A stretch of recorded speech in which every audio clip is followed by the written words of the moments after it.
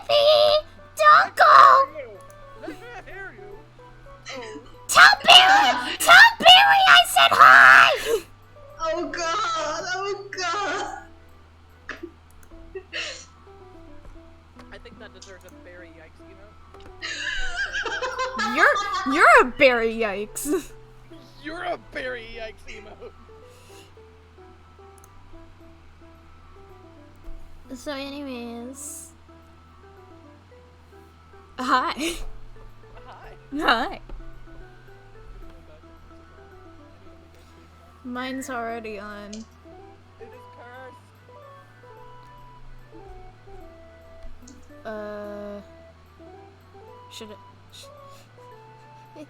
Should I give an intro? I don't know. You're right! Thank you, Vtuber. Fuck yeah! Woo! Vtuber flies! Da da da da da da! Bow bow! Oh, what Da the da da fuck? da da! I just got a donation from Coffee. Hello. I want you to know I don't technically have thighs. I have a big old tail. You have time. Okay, I'm still setting things up for the tier list, but Did you post the link? Oh, you yeah. did. Okay. They did. I need to make a screen. What are you doing, Metys? What are you doing? What the? Oh my god, this great one. Ah, there they all are. Fuck. Fuck me, yeah. Fuck. Yes. How did you like? I'm gonna pick. I'm gonna pick in your stream. God can't judge me. I am.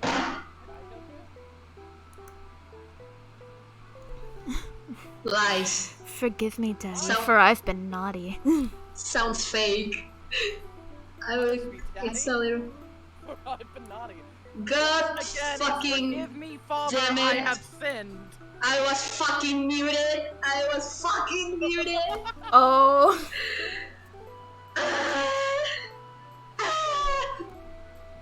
One pain.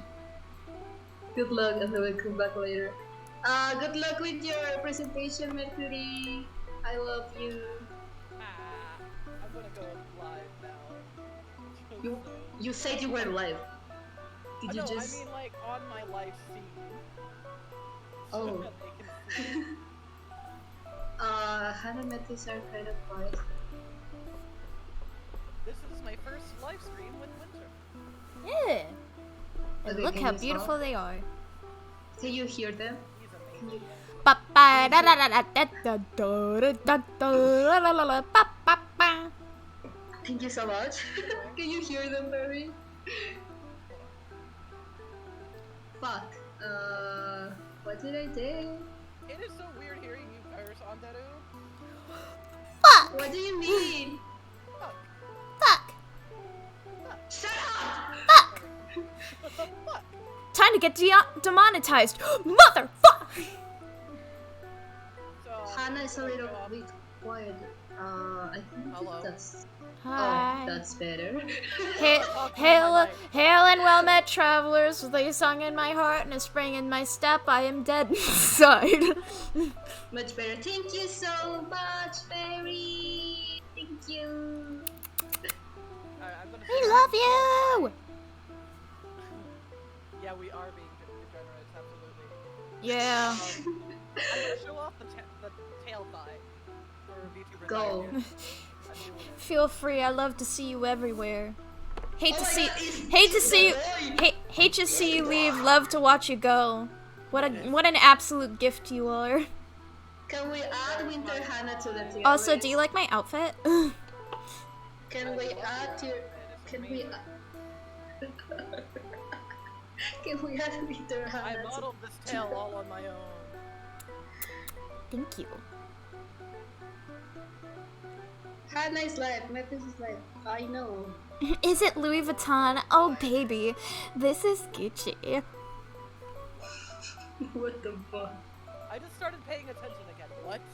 Sorry, Barry's in my chat, and I was like, do you like my outfit? And then Barry was like, your outfit's so cool, is it Louis Vuitton? And I'm like, oh baby, this is Gucci.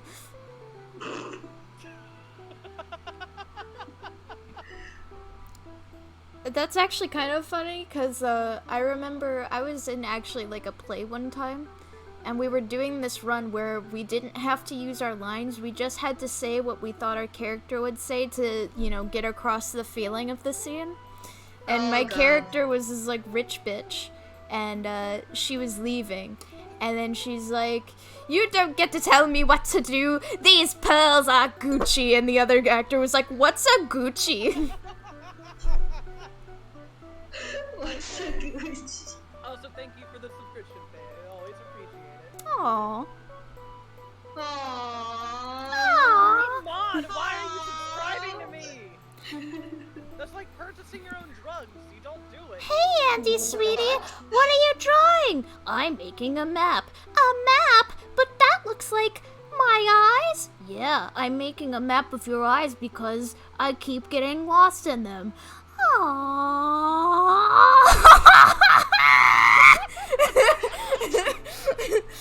Oh my god. I'm still like, I don't. This is my first time.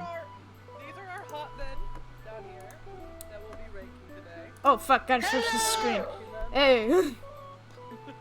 These are the men. Hello, shut up with this. I'm Fuck you. You got hit by a commercial? Is that Azra? I don't know who Azra is! Yes, it is Astra. It is Astra. Yeah, my little so everybody contributed to the list. So some people are on here that other people here probably do not know. But this is a compilation of everybody we like. These are not necessarily that. I also just stole some from Tumblr Sexymen.com. Oh yeah, I mean, mine isn't even the full list of characters I have crushes on, but I specifically filtered my list with everybody who is on the Tumblr Sexy Man list because my list is very, very long. So If- yes, it is chaotic. It's always chaotic with Metys around, but I'm here for it. I live for it, and I appreciate and adore them. Aww. I'm here to be the voice of reason. And Anteru, I used to think was a pure good boy, but now I'm starting to think not. What do you mean? I'm the pure boy. Anteru wants to smooch a cookie. Anyway, Shut up. I'd like you, Anteru, since you're new to our stream, to introduce yourself for this lovely community. I'm gonna body Thank you. I'm Antaru's great, or Anteru. I'm a space living rock alien from space. Oh. English is not my first language, but I'm trying hard. Nice to meet you all. Awesome. Yeah. What was the pause? What? I didn't know what to say. I'm like, yes, I am an awe. I am. Nice. I am a rock. What was I doing? Oh, yeah, I was setting up. Do I say anything, or do everybody already know me? They're like, ah, this bitch again. God damn it. They're like, not this shit again. I want you to I want you to introduce yourself too. Hell yeah. Hail and well met, travelers. With a song in my heart and a spring in my step, I am Captain Metys. A pleasure to make your acquaintance. Or if we have met before, a pleasure to have you back on this fine vessel. Hello, I am Metys. Fuck off! I'm Metys. Let's do an impersonation of each person. I don't even know how to impersonate Anteru. Anthony, it's okay, don't worry. Oh, it's okay, don't worry. Okay, don't worry.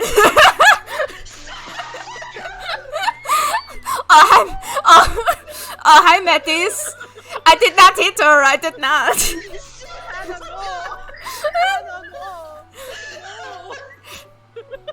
Hello everybody, I am Anteru.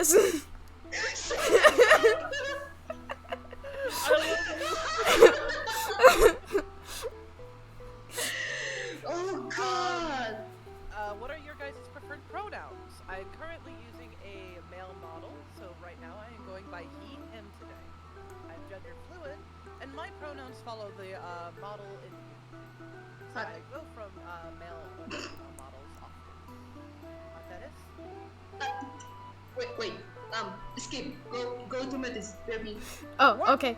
Okay. Hi, I'm a disaster. I identify as a disaster. Hi, I'm a limp wrist disaster. Or limp wrist, a disaster. My pronouns are they, them. I also like to, break the ice and say that they're they, them, and the captain, because I found out that you can sort of replace they or them with the captain. Are they okay? Is the captain okay? So I kind of like to do that one too. But, do whatever you like. They, them, or the captain. Don't try anything else. I will find out your IP and hunt you down. I will hunt you for sport, limp wrist. Thank you for the raid, Rocco. Welcome. Oh, I'm stupid. Also, I'm Hide. That's not a. Oh, I'm sorry. Is stupid a pronoun? Yes, I identify as stupid. Thank you. I identify as limp wrist, a dumbass. Don't refer to me. Don't I'm fucking trying look to at say me. that- I'm in the witness protection. I don't have a pronoun. Dude, I've actually talked to someone like, I don't believe in pronouns, and I'm like, oh, okay, well, I don't believe in conjunctions, so, the word don't does not exist for me, okay? I don't believe in them. Like, they exist! They're not up for debate! I don't believe in pronouns. Oh, so you talk about yourself like you're a caveman? Like you're a caveman? Metys is doing a chart. Metys is now driving car. Is that how it works? Is that how it works? Sorry, I'm like stupid. I love when you were introducing yourself, you went straight into your customer service voice there, Metys. You're like talking way down here, and then you're like, hello! Hi, I'm like barely putting up with people today. Hi, I'm like 5 seconds from having a mental breakdown. If I weren't being paid $16 an hour, I would have ended it. Oh my god. Firestorm, I appreciate your fellow gender fluidness. We must unite. Fuck. Hugs and kisses. Mwah. Okay, I finally did set up my browser. Also, now Maxwell House owes me a coffee because I guess I'm sort of showing their advertisements. Ooh. I'm. Where's that coffee, Maxwell? Alright. So there are a couple of people on this list that I know I can stand. If you don't stand them, I will find them. And you will not be I wanna. You want to get down and dirty with Raymond from Animal Crossing? Okay. Have you seen Anka? Yes, Oh, she's a God. cat. Oh god. Why? I'm not outing myself as a furry, but I'm not outing myself as a furry, but... And then nothing. Half of your body is a snake. don't bump me.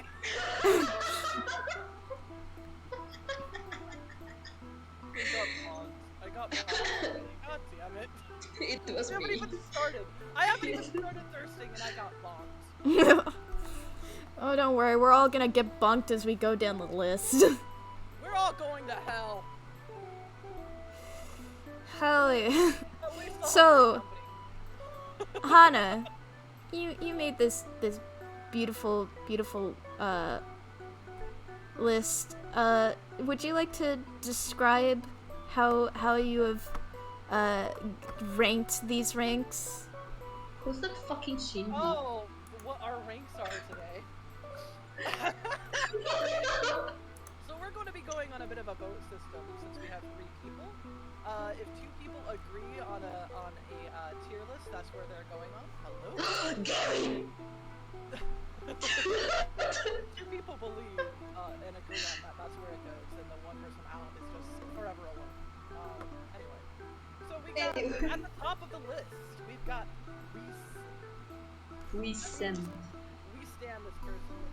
We love it, we understand it, we are here for it. All three of us agree. They are definitely, they're definitely supporting.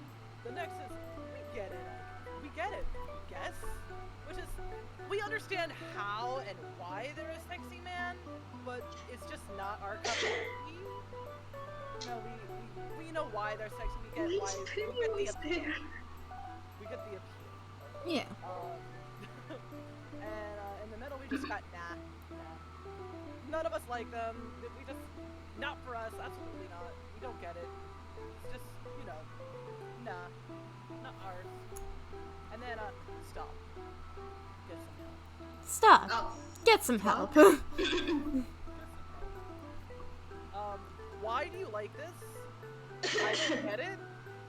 Get some fucking help. Oh my god, wait. And then, That tier specifically just for me. who are these people? Who are you people? Bruh. We have no idea who they are. We really can't judge. I know there are points where we don't know the people, but I still like to try to put them in the tier just based on like I'm shallow like that. Okay, maybe we should like go all with the same character. This guy down here looks like the silver-haired dude from Evangelion with a pointy chin. That's Kaoru!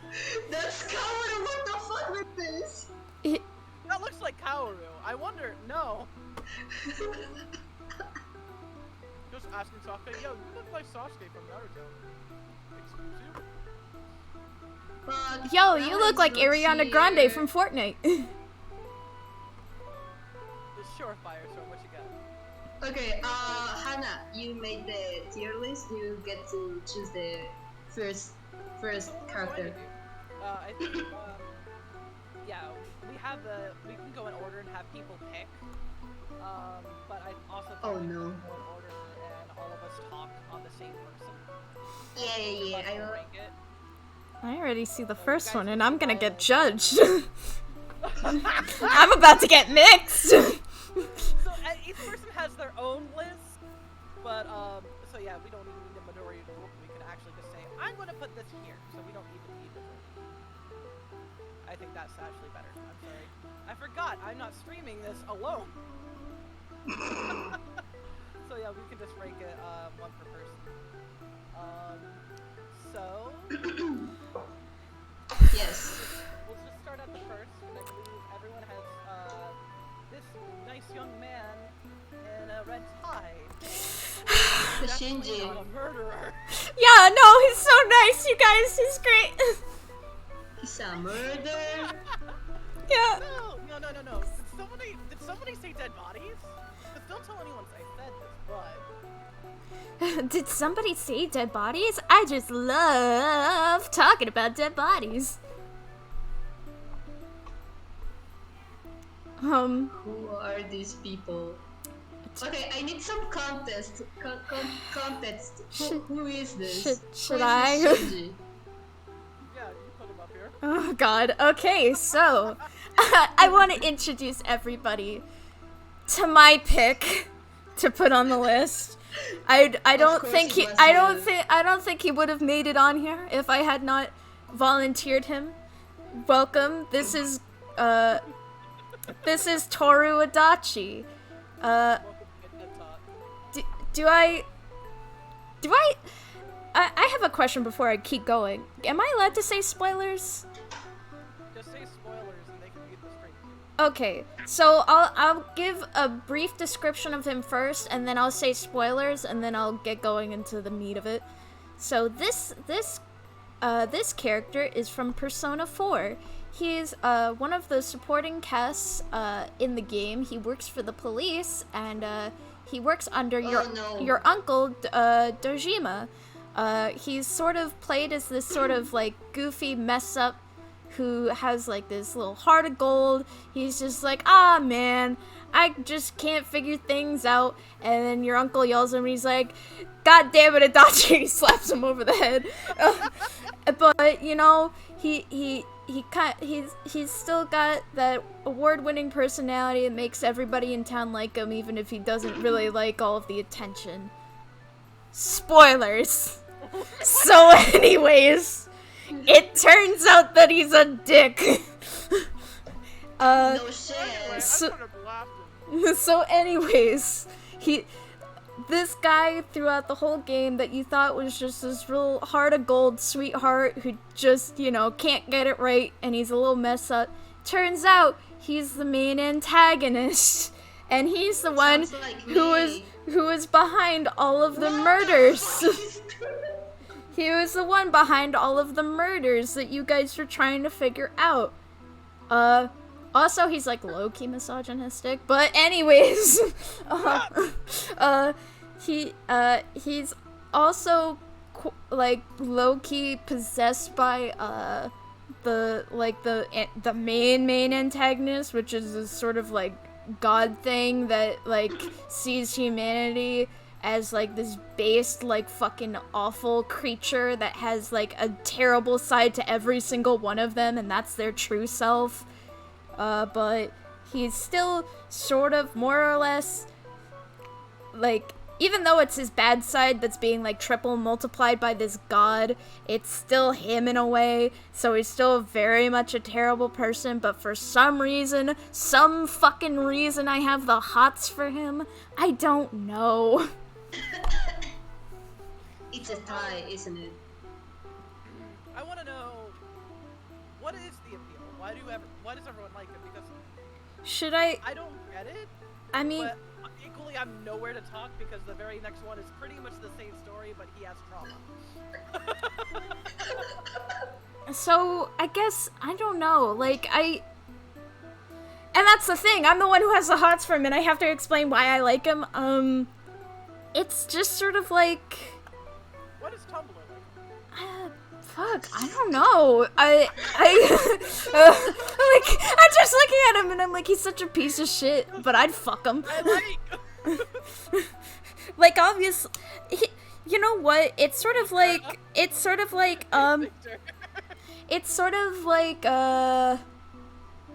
know how there's like that one game, it's like fuck, marry, kill? I wouldn't marry him, obviously not. He's like a piece of shit, he's like bottom feeding asshole, but also I'd fuck. I don't know, he's like is he a top or a bottom? You know, a lot of people headcanon a bottom, but I'm like top or nothing. I think he's a top. I don't know why everybody's like, oh, he's a bottom, and it's like, in what universe? Like, I feel Goro's a bottom. I feel Goro's a switch, but I feel he's a bottom. I don't know, I see him as a top too. Maybe that's just my preference. On the person. Yeah. I think it's on the person. I think the only person that could top him is Joker. But oh my but god. back to Sorry, I back to get back to that. back to Adachi. Like, I guess. Like, I guess I also just sort of fell for the ruse that is his fake personality of just being a genuinely nice person. Like, throughout his social links, you can't, like, he's clearly, like, this mess of a person that, like... But he's so boring! Like, look at his He's face. not... This man literally murdered people, and you're like, he's boring! He's so fucking boring! What do you do then? It's like not sexy enough. Anteru is just like ass. Fuck off. But, like, I don't know. Like, he's like... I feel like this next part's gonna sound incriminating. I swear I've never murdered anybody, but we both sort of have the same living situation where it's like we're kind of like charismatic outside, but if you went into his room, it'd be like a fucking mess. Well, his apartment's a fucking mess, and he like doesn't know how to fucking cook, which is a mood. Like, I get it. Thank you for like the his follow, Mitsune. like throughout his social links, he seems like a down-to-earth person that just sort of doesn't know how to convey his feelings about things, especially with like the main plot of it was that he gets followed around by this old woman who absolutely like adores him because he has the same name as her son that like went off to work in the city. And he's just like, oh, I hate the attention. She always brings me food at the station and she makes me look silly and she's always asking how I am and stuff. But like constantly with like through the sort of dialogue and the narration, it's like, oh, he actually secretly likes it and he likes having somebody who likes him. And you kind of know that he kind of needs it because his parents didn't give a fucking shit about him. As long as he got good grades, then they didn't pay any attention to him. And now there's this, like, old lady who actually gives a shit. Do you get some help at this? Oh my god. Fuck off. I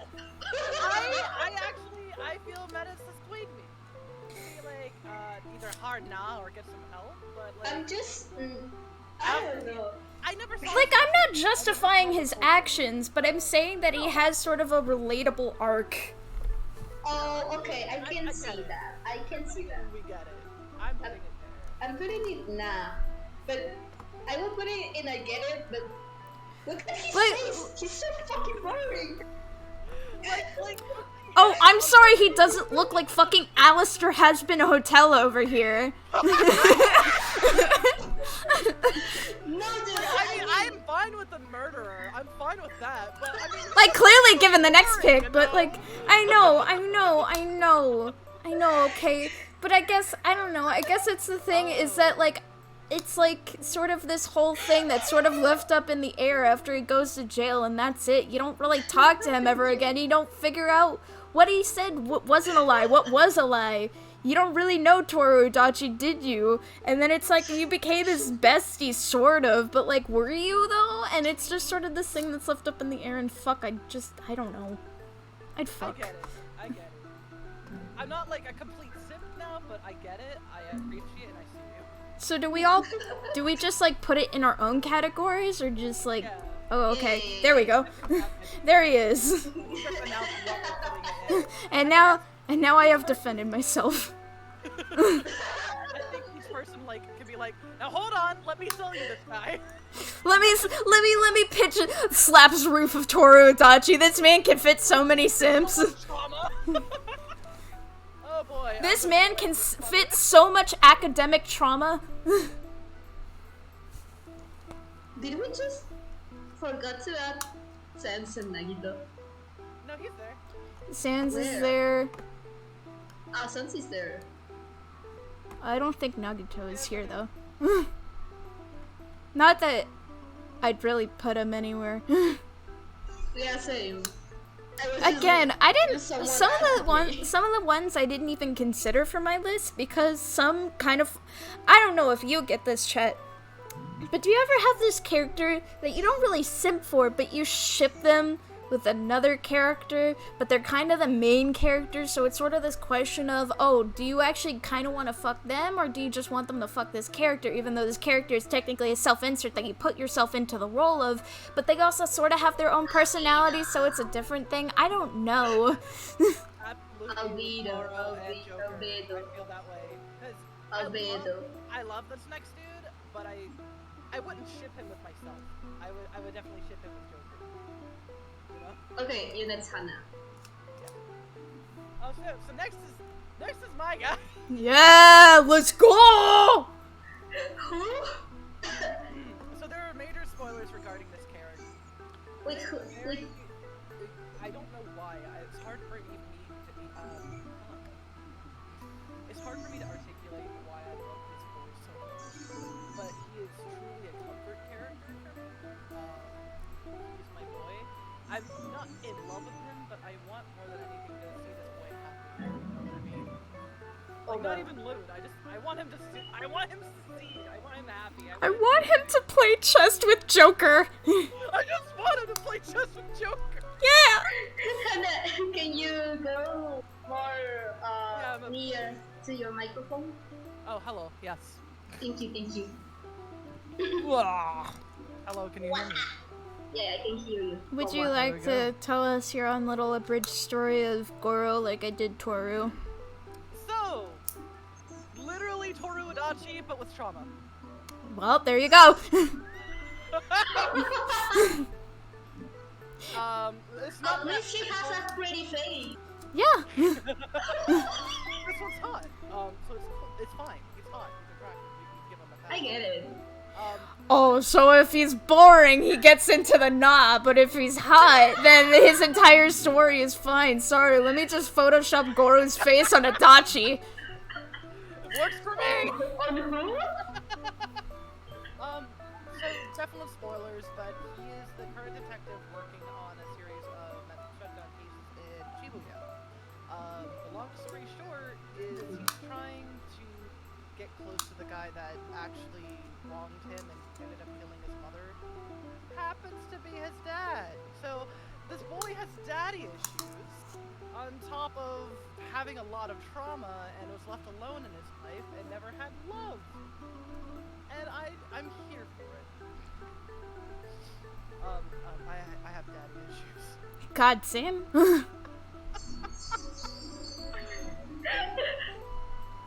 So anyways, I'm putting him in Winsome. Not even a question. The major thing that I like most about Akechi is that I really strongly feel if we met before, we could have been friends, sort of deal. You know, if he met the cast and actually befriended before he went down the path that he did, it would end in some tragedy. So I always like imagining him in, you know, more positive relationships and less codependency, and I want my baby happy. I want him happy too. I just want him happy. I sim for his happiness. Okay, My Goro.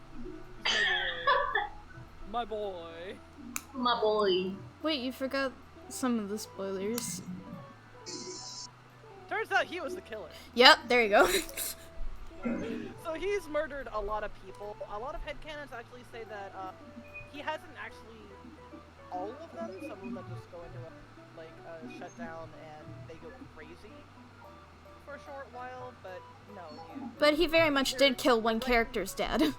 Yeah, directly and indirectly he has killed and harmed a lot of people in his path to get revenge on his dad for killing his mom. But, you know, I like revenge stories too. Oh, why you bumped me? I didn't say anything. But Aang hasn't even simped for anything yet. It's just me and Hana. I just got bonked for nothing.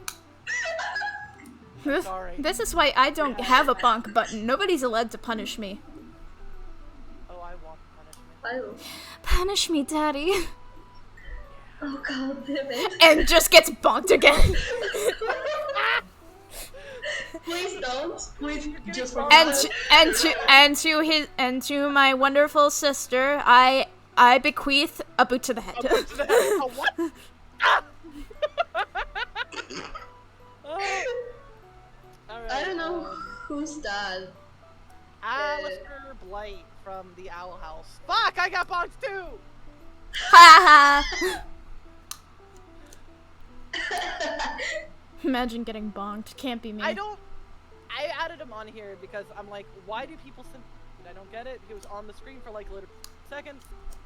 Yeah, but that's a lot of Yes. characters, isn't it? Yeah, I don't get it.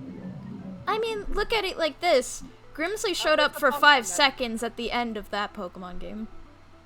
I will fight you, bitch! I'm just defending the simps, okay? He showed up for 5 seconds to fight you.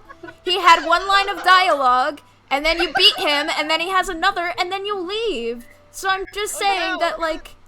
There's after story, and he's in the one with the Hawaii shit. Sun and Moon. And he's wearing a lei.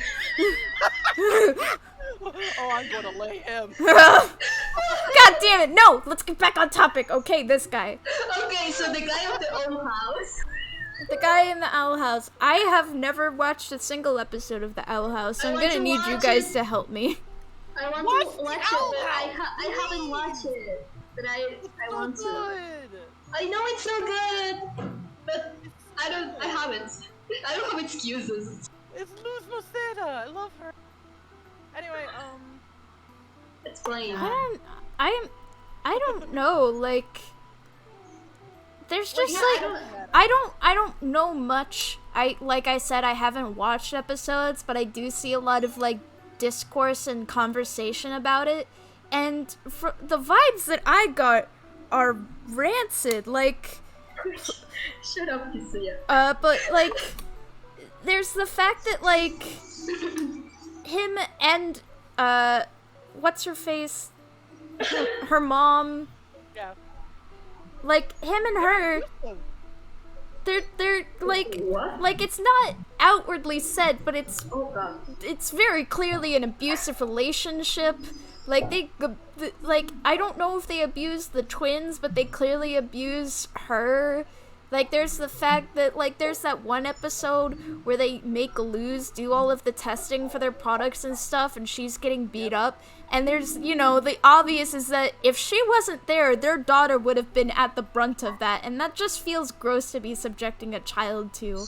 And I know that he's sort of played off as this, like, eccentric scientist who doesn't know that he's going too far with things, but I feel like he should still be held accountable for his actions and just letting his wife actually be an abuser. Like, she obviously knows what she's doing, and You said you didn't watch. he's just being cool with it. He's just like, okay, honey, you have fun with beating the children. I'm just gonna be making my new wacky invention. Yeah, I'm going to put that in stop, get some help. Yeah. Like maybe if he actually took any lengths to protect his children, he'd have some points, but no. You say you didn't watch He's it. past 2 murderers, but the child abuser, nah, get some help. Well, if he actually had a fucking personality outside of being a wacky inventor, maybe. Do you know what's worse than a murder? I just like a child. He's like, I made a funny gun that shoots slime. Now, honey, come stand in the crossfire. Oh my god, Anteru, you know what's worse than a murderer? A child. No. A child abuser. Yes. What? No. Okay, so Alastair. Also, Archfey, I don't know if anybody told you, but I feel like a wet floor sign might be kind of useless on a pirate ship.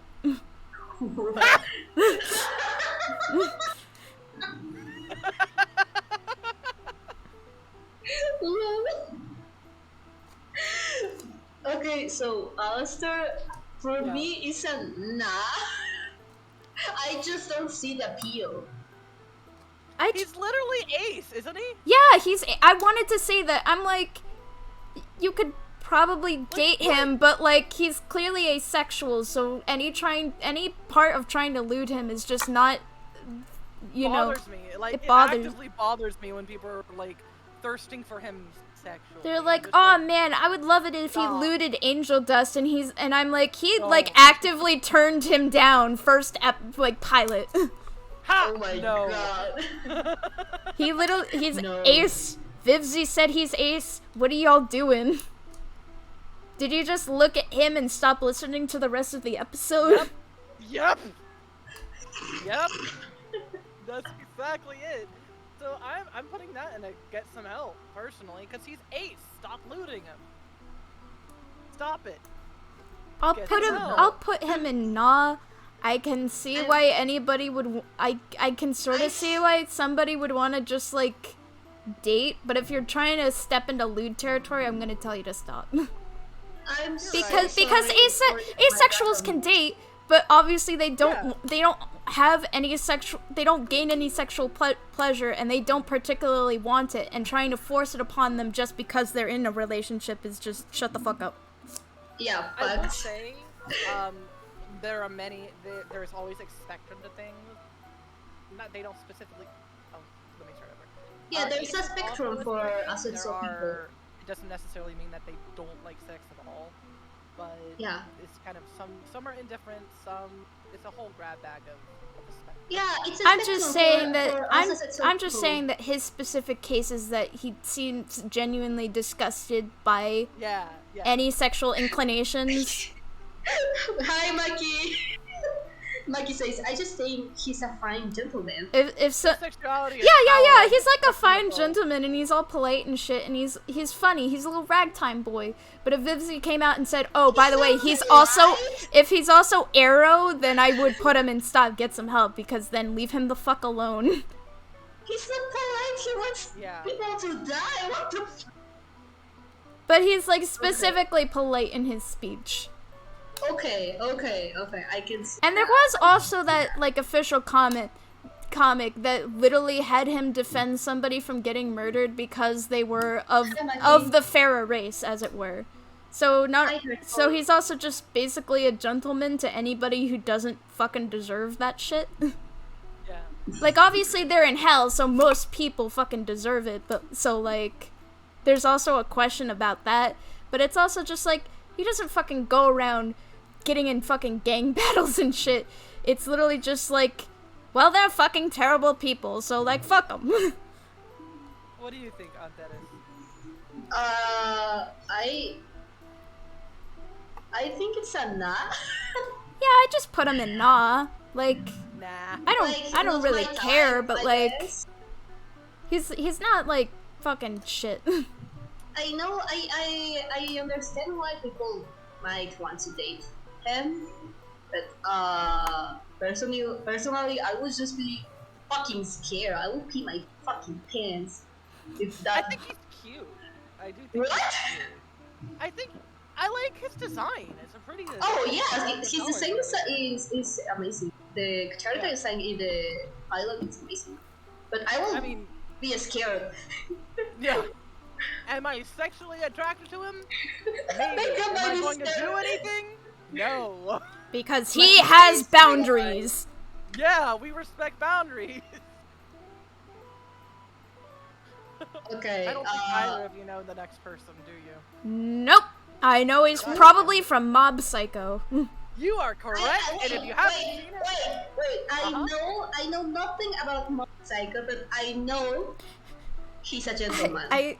You know what? Can I re-lead into your question? You're like, do you know this person? I'm like, no, but I have seen NSFW art of him. I don't actually... I've seen him in a maid outfit. No, look, it's because when I was in...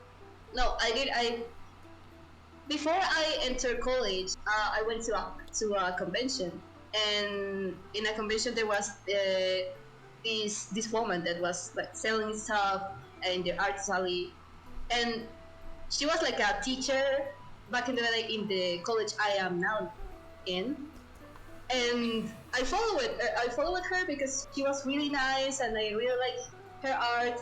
And after I followed her, I realized that she was a big simp of this particular guy. And she will post about them face. She has like these two dolls that it's the protagonist and this guy, and she always posts about those dolls. And she's like, my babies. You know, that's cute, I guess. It's alright, I guess, but okay. But yeah, I wanna know about this guy. I know from from that teacher that he's a gentleman and also really dumb.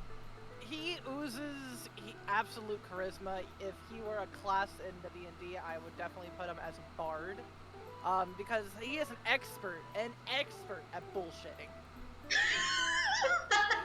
He can bullshit his way out of most problems. But the thing is, it's not always just straight up bullshit. He doesn't lie. He doesn't swindle you.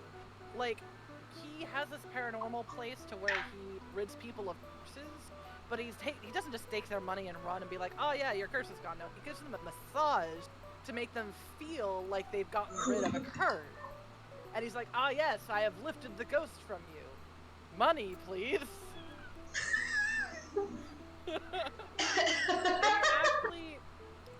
So he's a masseuse. He's a masseuse. He's a lot more than that too. He started a business. He used to be like a regular seller business after his company went under, essentially.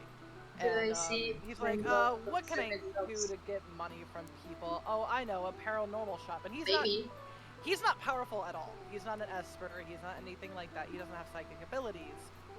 But this child, who literally has like phenomenal cosmic psychic power, walks in and asks him for advice after this kid had a breakdown and his powers went out of control on what he should be doing. And Reagan didn't believe in this stuff until he proved it, and he's like, oh shit, this child needs to be protected. He's like, oh, I guess I'm a paranormal dad now. Pretty much. So he mentors Mob, the kid who has a lot of psychic powers but doesn't know how to control it. And he gives Mob this epiphany of, so what? You have psychic powers, but that's just one aspect of who you are. That doesn't make you better than anyone else, because you still That's so fucking sweet! Yeah. You don't have, necessarily social skills. It's just another aspect of your personality, it's another aspect of yourself. Just like a person that jogs is good at running, and a person that lifts weights is good at lifting weights or making friends and things like that. So he teaches Mob that having psychic powers is not everything, and you can choose to improve yourself in other aspects of your life, and you don't need to make it all about your power. And I respect that. I sim. Yeah. I respect that. I sim. He helps hone Mob's power. Yeah, alright. Though Mob mostly controls it all on his own. But at times it seems like he's taking advantage of Mob, and I mean, yeah, a bit, but he's also an excellent mentor in the... I stand. Love it, love it. Encore, encore. What? Plus, he's a fucking gentleman and he's hot, okay? Well, alright. Can't argue with that. Guess I'll have to fucking watch my Like our first unproblematic... What did it take? 4? Character. Gary! Oh, I simmed Gary since I was like 15 years old or something. Don't jump in front of the. Don't jump ahead on the list. Shut up. They're talking about Ebe. They're talking about Gary from Ebe. Oh. Oh, I think I have in wrong order my list. Oh. Yeah, if you pick it up and move it somewhere, it'll move. Uh-oh. Okay, who are we watching? Bill Describe. is next. Bill Cipher, the Triangle. What? No, I have Alex Brightman, Beetlejuice. Oh, okay. Okay, who are we doing? Who are we doing? Did everybody move something? I guess. I guess. Green hair, pinstripes. Yeah. This guy. I can see it. Metys, explain. Hi, I'm back. Time to defend myself again. Okay, let's sit Tec- down and techni- listen to the technically- fucking say. Beetlejuice. Right here, hedge funds. Sorry. Technically, Beetlejuice is on the Tumblr Sexymen list, but I assume that they are probably referring to the movie version of Beetlejuice. But That's Beetlejuice. Beetlejuice. Okay, so careful, don't say that 3 times. So Well, I think we've already said it twice. okay, well, fuck. So good old BJ over here. I was drinking. Ah, damn it! It went out of my nose. God damn it! You're like, fuck it. They're going in the stop get some help list. I don't even want to hear it. No, you said BJ, and I just snorted soda through my nose. Yeah, I know.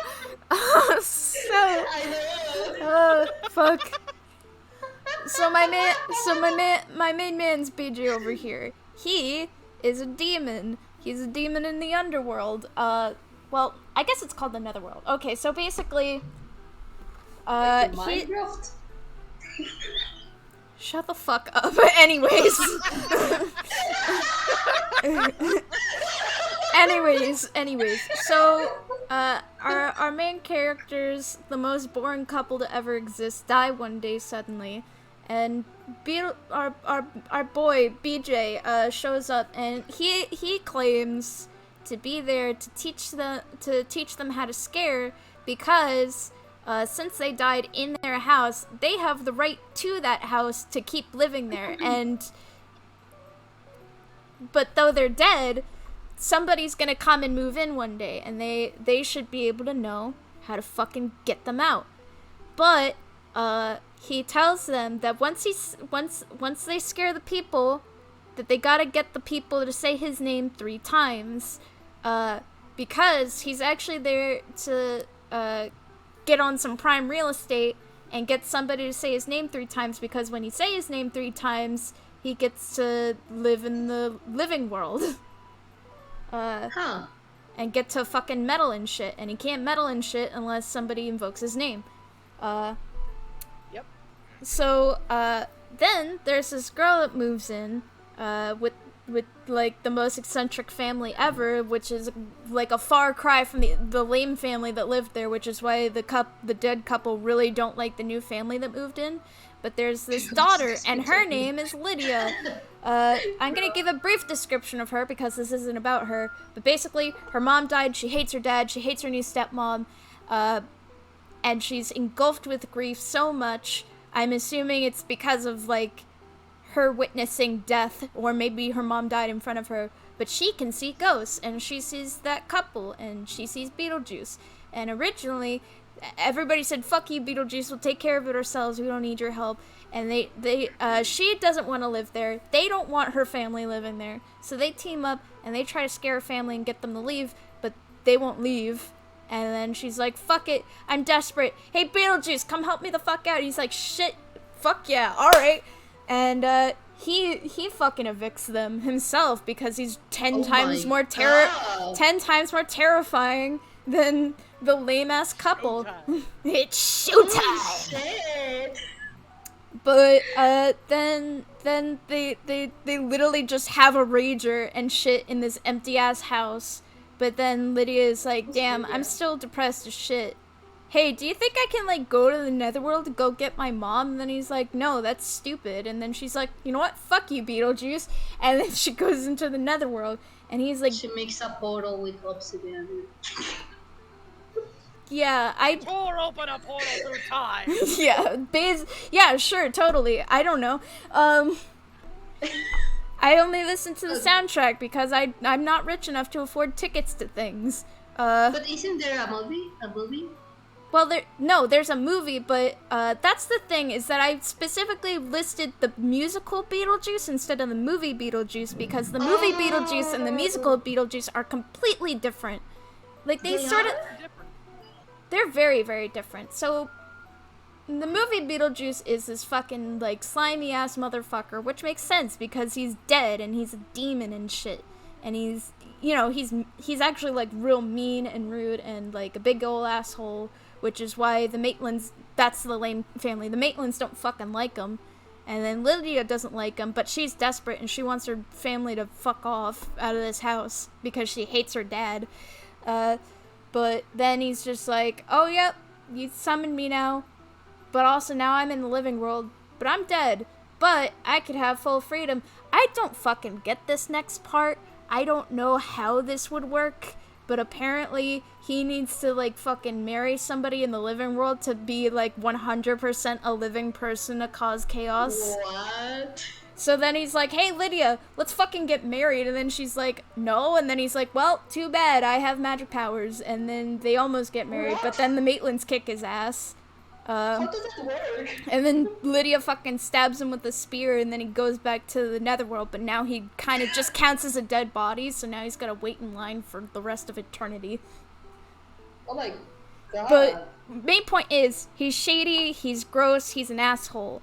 And our musical Beetlejuice, this guy's great. Like, he's still, like, slimy and shit, but he's so fucking he's so fucking entertaining. He just fucking spits out the best one-liners. He's funny. Give us the one-liner.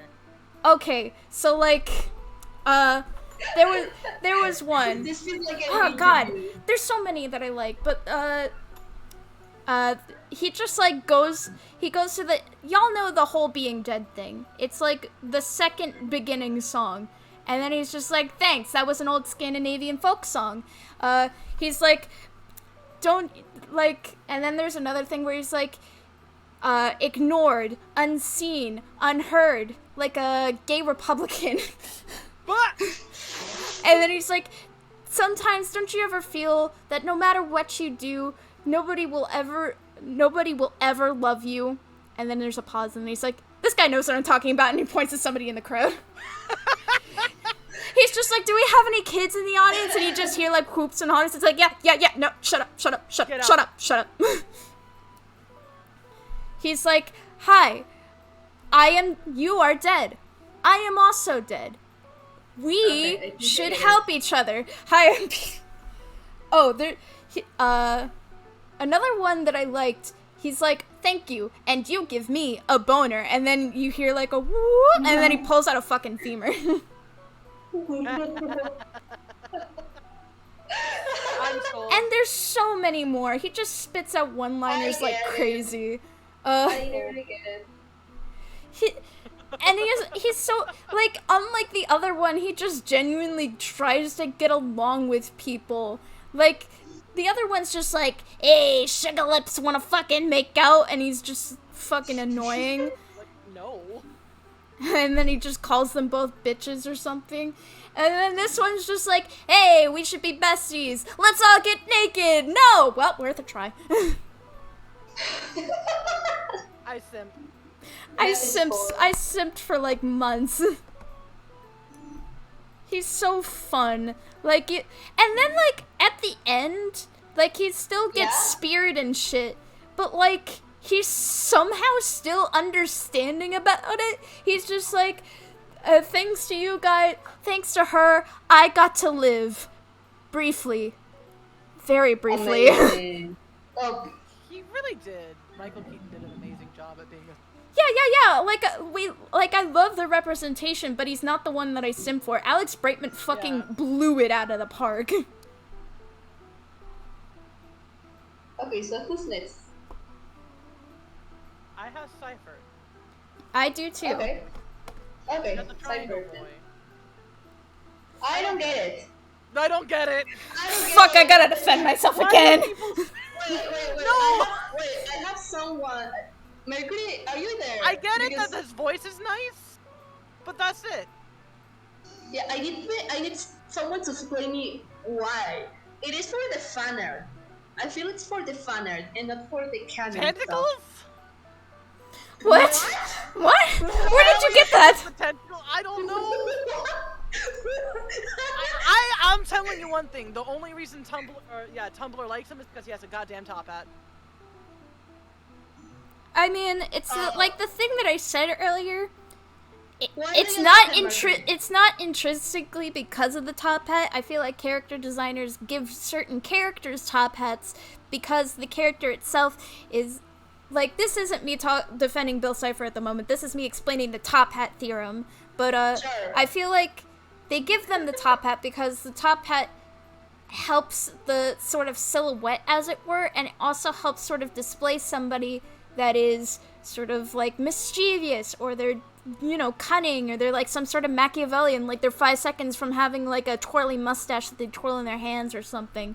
So like a lot of characters that have that personality of being cunning and mischievous and, you know, a little shithead, but sort of fancy in a way, get the top hat. And so, you know, when girls go, like, when preteens, like, go after them, then they usually have the top hat, and then everybody's like, oh, it's because of the top hat. And it's like, no, the top hat is there because of their personality. Fair. Because that's how character design works. Hold up, I have Mercury in my chat.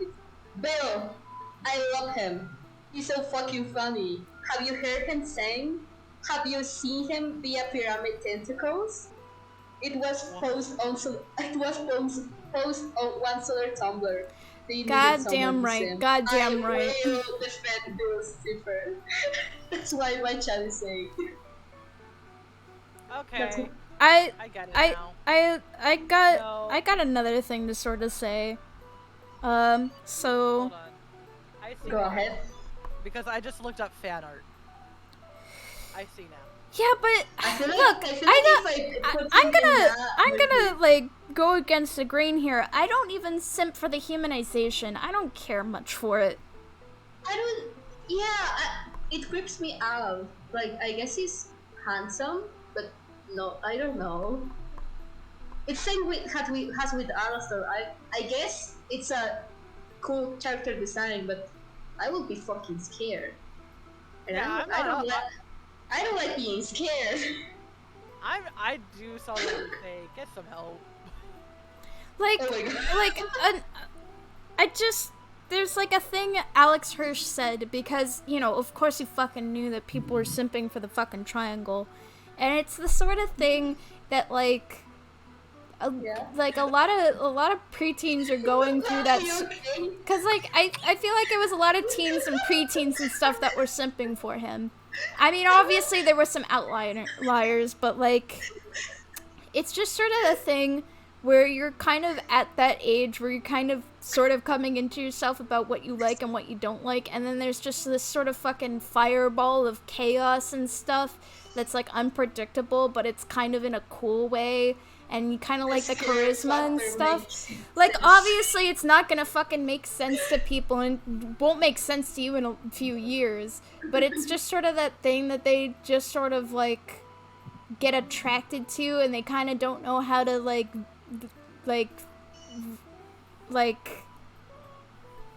textualize it in their head, so they're just like, oh, he's fun, he's cool, he's quirky, he's chaotic, I guess I have a crush on that.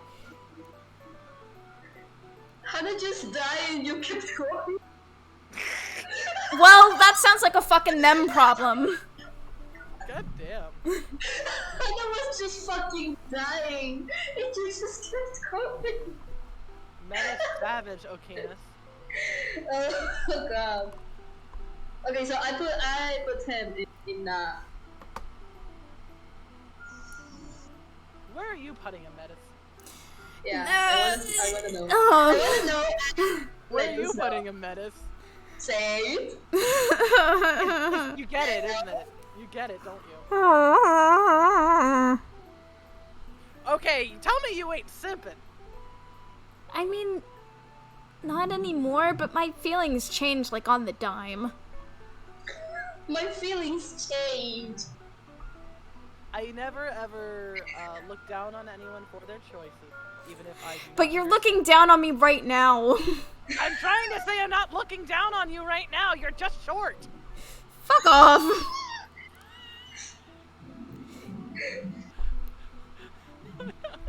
Oh my god, I'm so sorry for the background noise. No, I'm trying There's to say. people. Yeah, Sorry. sorry. I'm just looking at the rest of this list, and I'm like, I'm gonna go through the battlefield like 15 times in a row. No, you're not going free from this.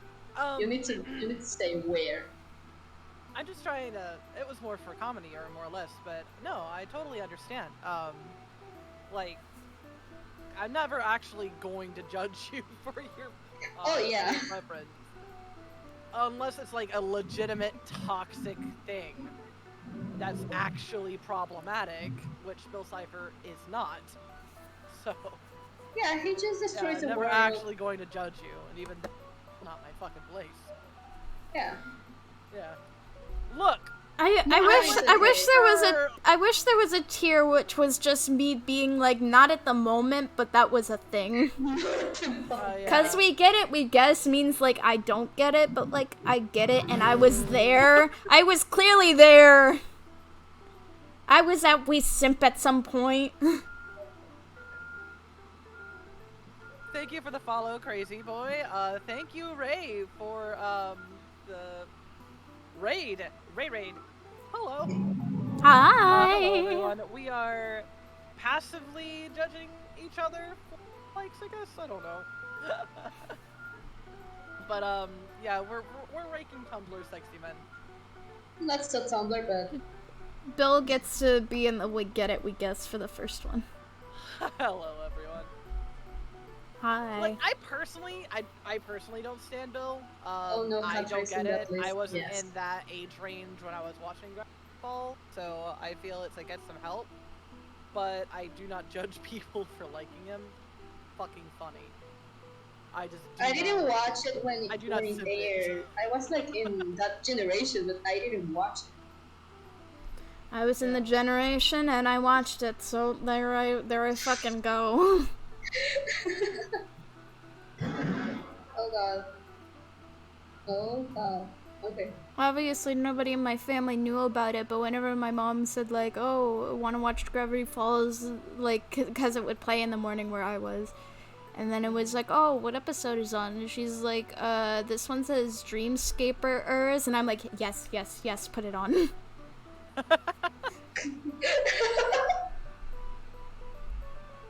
Sock puppet show, I'm like, fuck yeah, do it.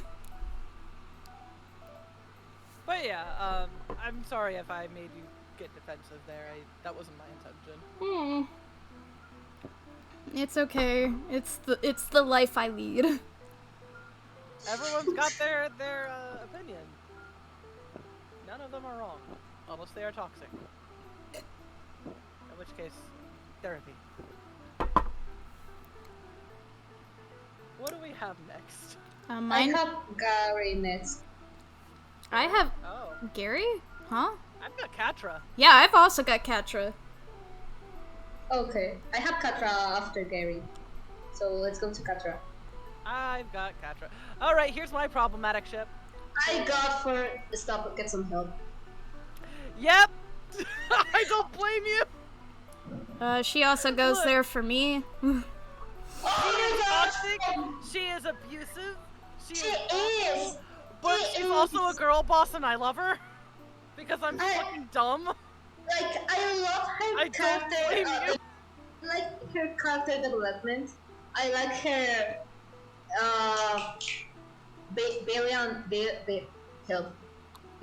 billion. How you say billion? Helium? Billion. Billion? Her billion arc. I Redemption? No, I like her being a bad person. Like, Oh, villain. Yeah, I like the character. Yeah. I'm so angry that she got the fucking girl. Why the fuck? That's so fucking toxic. I do not like her redemption arc whatsoever. It was so fucking rushed. It wasn't like in 5 episodes. I don't think she and Adora should have made up. I certainly don't think she and Adora should have dated and kissed. No, but yeah, exactly. I was like, I love lesbians on screen, but lesbian on screen does not overtake it being a toxic relationship. Yeah, I was like, when I was watching Chira, I was like, ew. And I was like, talking to some friends, like, that's so fucking really disgusting relationship. And they were like, oh, but they're lesbians. Like, and I I'm was... like, I'm gay too. I was... But that's fucking toxic. Yeah, I was, like, so sure that her and Adora were never gonna fucking get together.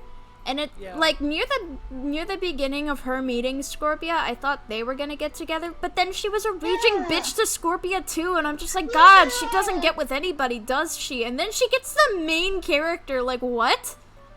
I was so fucking I think she's a well-written character. Yeah. I think they did well showing the cycle of abuse. I do not feel she should have been. She shouldn't have been any sort of relationship until she worked on herself. I don't think she should have been rewarded with like a fucking relationship. Exactly. I feel like they she should have been rewarded with like a good support system, not a girlfriend. She should have been rewarded with therapy. Thank you very much. It's just like, and thank you, Katra, for helping save the universe. And here's this, and she's like, it's a slip of paper, and they're like, turn around. She turns around, buy one get one free therapy session. I love her design. I love her Yeah. girl boss, but I do not like that she. I don't like the sort of person she is in a relationship. I felt so bad for the ending. I felt like they really wanted for them to be a couple, but they didn't realize how much negative example that is. Because It is I get that you want lesbian representation, and there's nothing bad with that. I love lesbian representation too. But like I would have loved to seen Scorpia and yeah, Yuma together. That would have been interesting. Yeah. there They would was have been super sweet together. there was a married lesbian couple there, Yeah. and they still felt the need to make the main characters being in a relationship because of lesbian representation, and I just don't feel like that should be an example of a relationship, because it was framed like this ideal relationship, and when it's not, Like, it's just fucking like not. the people that romanticize Joker and Harley relationships, and I'm just like, Exactly. Why? That is legitimately a toxic, codependent relationship. Why? Because it could have been a message that, okay, if gay relationships are as any other relationship and have their ups and downs, but they didn't do that. They rewarded Katra with the The main only protagonist yeah, it's for just like being like, if sorry if for they had almost killing you and your friend. if they had times where they could have Also, actually gotten along, then I would have been okay with it. But the only time Catra actively got along with anybody in the group was literally in the beginning when her and Adora were besties, and then after that it was yeah. all downhill and we were rolling. There was a redemption where her and Glimmer were together on the ship, and that was pretty much it.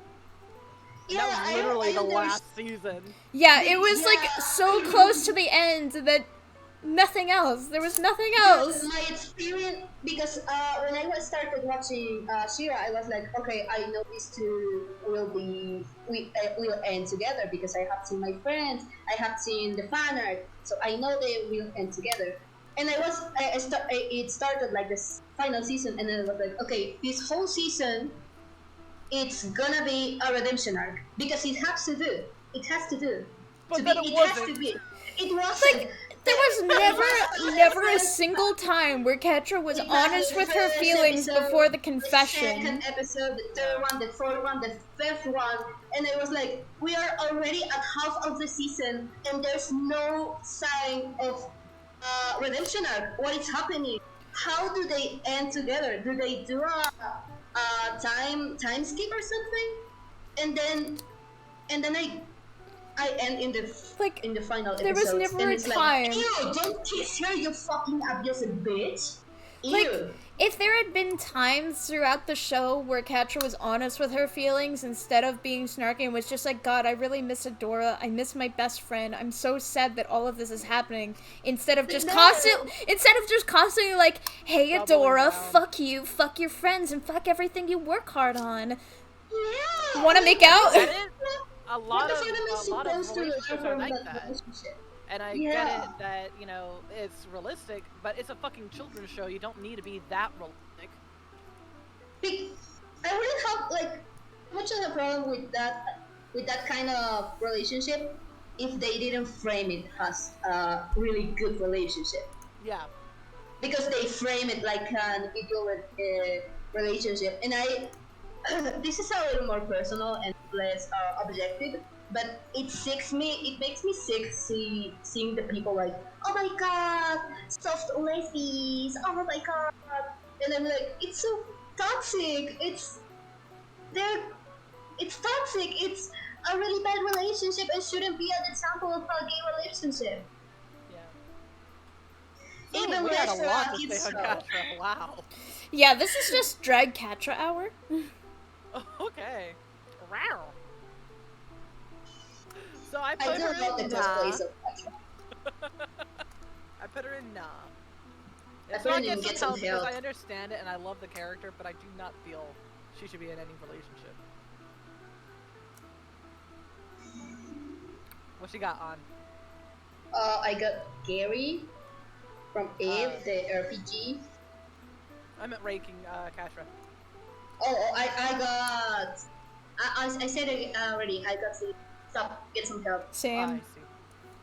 Get some help. All right. I got Cicero next. You know, we can just do Gary. Yeah, let's do Gary. Yeah, let's I just do listen to Gary. I simp. I said. Same.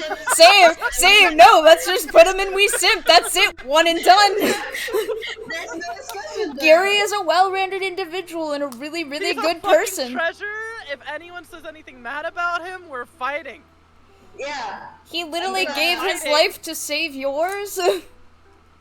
Like, no, best older brother ever. Changed my mind. Exactly. He's the best boy. Best And boy. he's a pussy. And he's so And- nice, and he always makes sure you're okay, and he tries to be friendly with you since you're in a scary situation, and then he's just like, oh, don't worry, I'll protect you, she can have my flower, and fucking God, fuck, it was his life or yours, and he fucking took the high road, and he's such a good boy!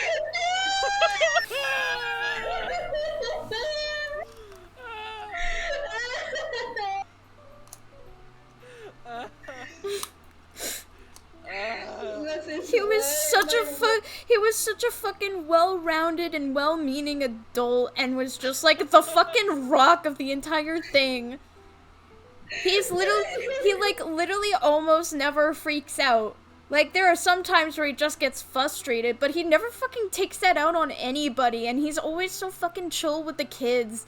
He's just like, oh, I know this is a scary situation, but you wanna, like, stay with me, and I'll keep you safe. Like, we'll make it out together. Don't worry, it's okay. And it's like, fuck, man. He's such You a know, it's good a good guy. character when we're all immediately like, Wait, Sam. Nope, husband material. He's husband material. It's husband material. People should aim to be more like Gary. I'm sorry. Exactly. Yeah. Okay. Like, even when Mary was just being a fucking bitch, he's just like, it's okay. You girls want to hang out, that's "You're a fine. lot of stress, I get it. He's like, she's clearly stressed. She's obviously having a really hard time. I'll just let her have her thing. It's just a child tantrum. It's like, whatever. I'm not even gonna take that out on her. It's like, fuck, man. She You hates are your so fucking nice for no guts. reason. Yeah. All right, I have the Cicero next. The Jester. Or we could just like, move on to somebody else. Can you describe?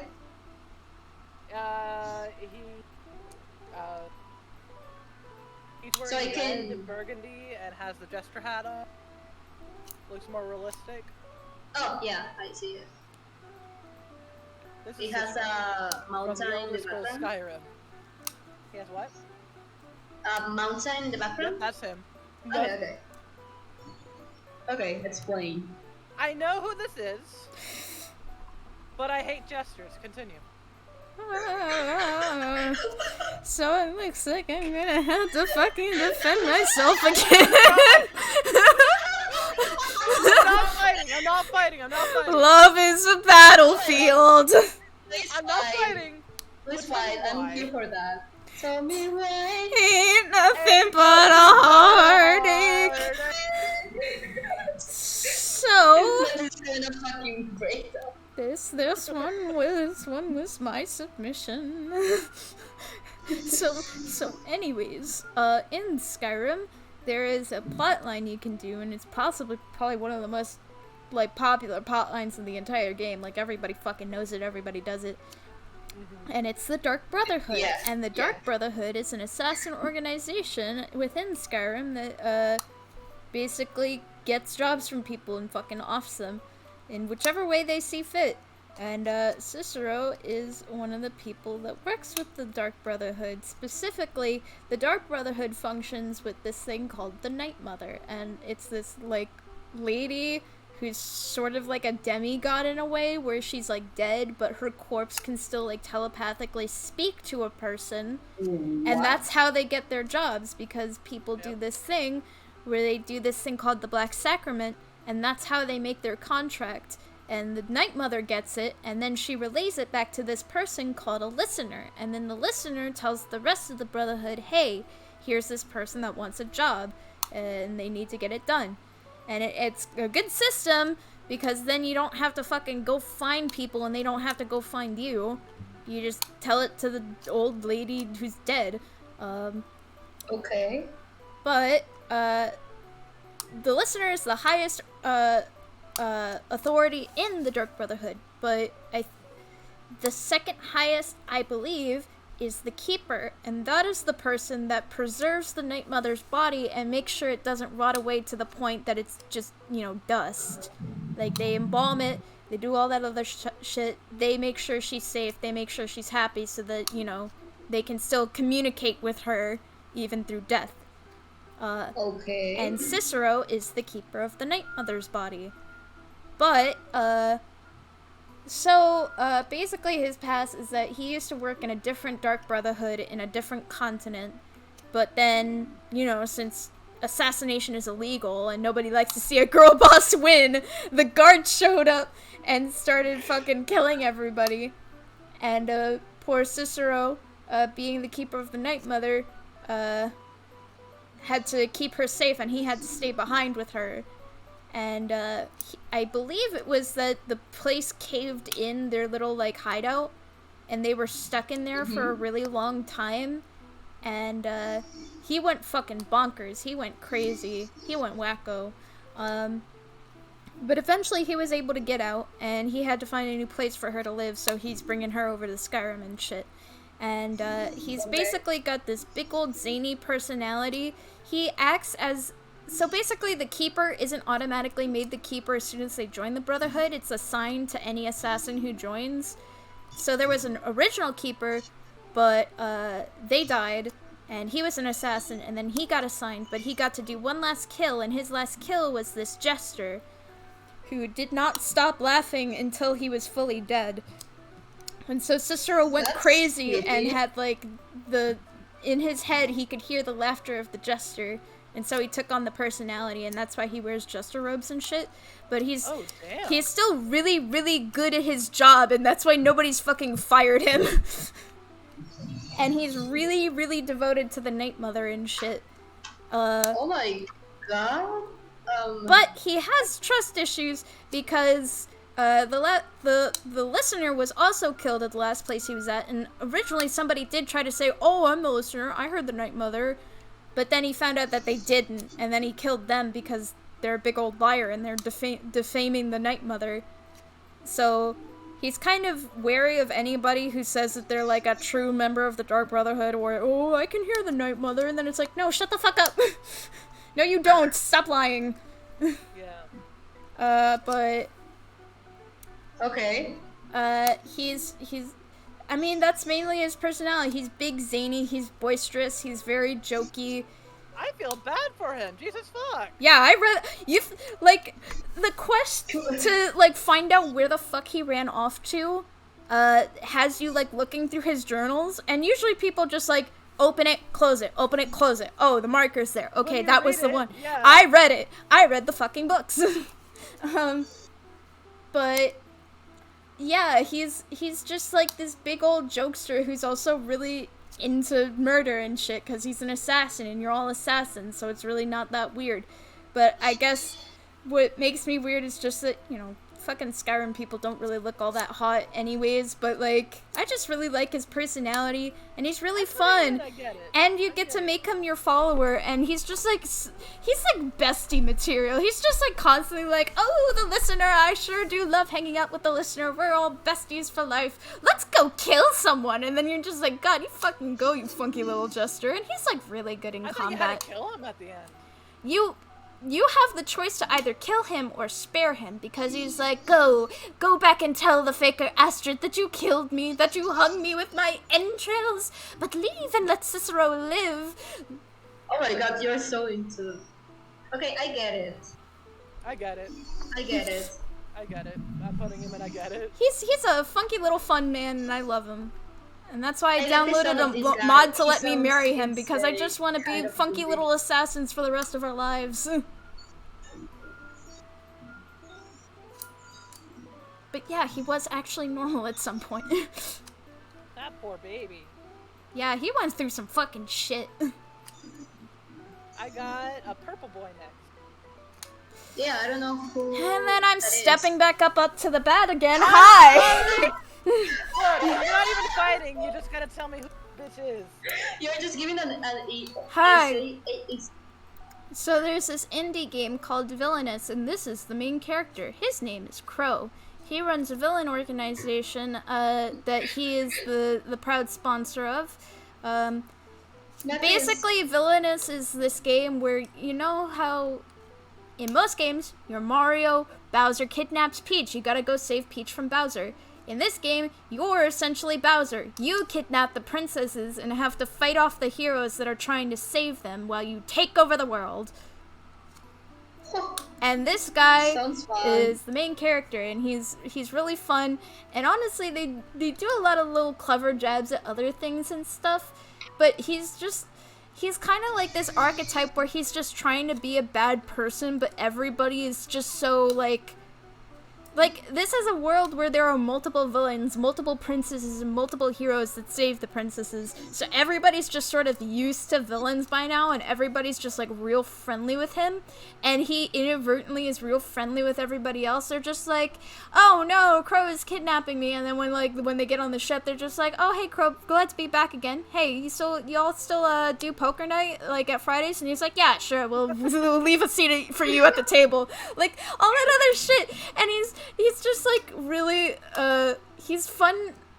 A lot of he bounces back with everybody, and dialogue is just so fun and bubbly with him, and everybody's just sort of vibing with him, that near the end when he can actually take over the world, there's like two endings, but the one where he actually takes over the world, everybody's just like, I thought we were friends, Crow, we were getting along. He went treasure hunting with one princess, he literally like robbed a train with another princess because she's like off the walls. Like he did a giant robot fight with one princess because but you know, they were in the same robot together and they were fighting off another like mad scientist and a giant robot, because he's like, no, that princess generates a lot of power and you can't have her. And she's like, yeah, I've been stuck in here for years, you're my hero now, Crow. And he's like, no, I'm a villain. And she's like, thank you, my hero, for saving me. And he's really fun. He's really cool. He sounds great, actually. Yeah, it's a really good game. Y'all should play Villainous. This is actually just my submission for y'all to play Villainous, because Villainous is fun. It sounds fun. Who are these people? Because I don't know them. That's not a bad thing. I just don't know enough to make a call yet. But yeah, I'm putting him in Simp because he's still great. I put him in I Get It. I'm putting him in I Get It because it sounds really fun. It's really fun. I have Ida Clawthorne. Next. I have Ida too. Again, I haven't watched Owl House, so you guys are gonna have to just do this for me. Okay, Ida, first of all. She's kind of like your cranky, really cool Minot that actually turns out to be a really good mom when push comes to shove. She is the surrogate caretaker of Luz when she finds herself in another world that she's the only human in. And she ends up taking Luz in and trying to teach her magic, even though she's a human and theoretically shouldn't be able to use magic like witches do. She's really not used to affection. She's not used to being with a lot of people more often than not. And taking in Luz, you can kind of see her slowly but surely taking in Luz as her own family. It's a big old found family trope. It's really nice. I love that shit. I love found family. It's fucking great. Yes. So little Luz breaks her heart, and at some point she's like, oh yeah, those are dumb kids. Oh wait, those are my dumb kids! And then she goes in and saves the day. It's just that sort of thing. Oh, those dumb kids. Shit, those are my dumb kids. Except the times where Luz is like, oh, that dumb grandma. Wait, that's my dumb grandma. I love Ida, but I'm like, ah, baby. I want her to be my mom. I want her to be my mom. She's my Stan Pines, but if he had tits. She is better than kind of. I don't like that people keep shipping them though. Yeah, no, I don't get it, but I'm like, it's like the people who simp for Stan Pines. I'm like, nah, he's just my uncle. I want him to be my uncle, and just like I want Ida to be my aunt. Yeah.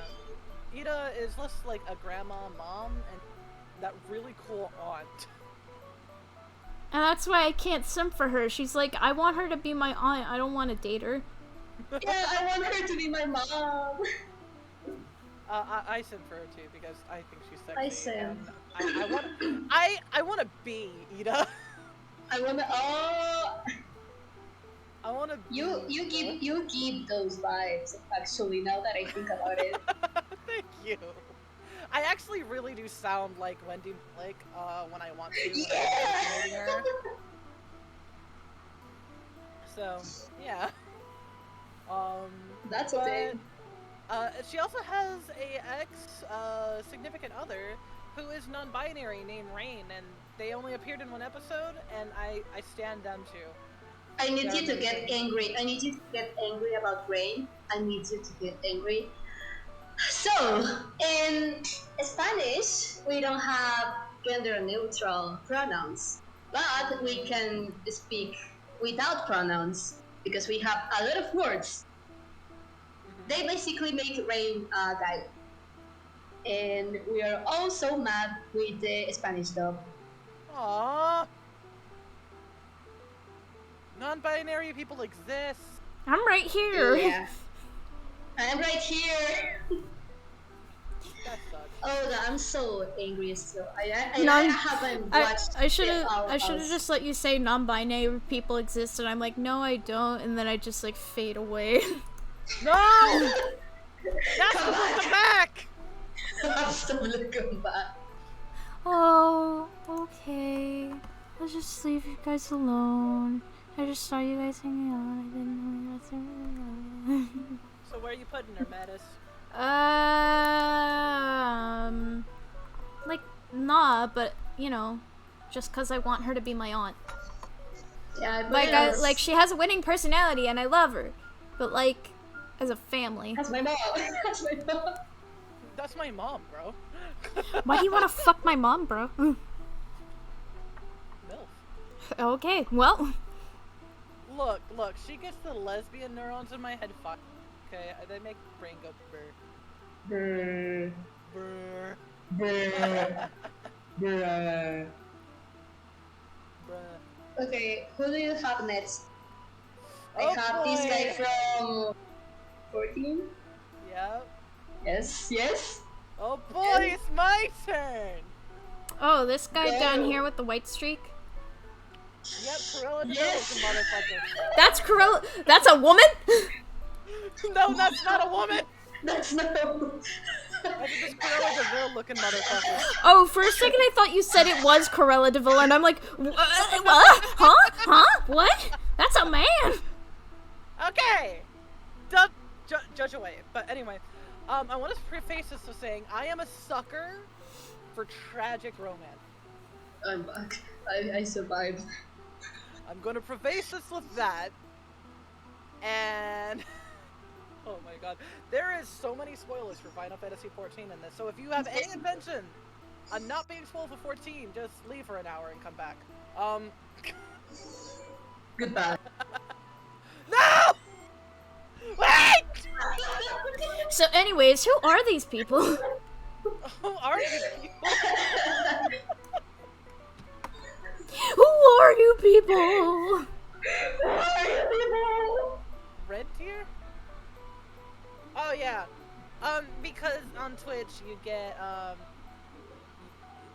simp is a bad word that you shouldn't say, but you know, fuck that. Saying simp. Wait, actually? Yep, simp isn't supposed to be said. Uh-huh. So it's on my banned terms list in chat, so that's why you can't say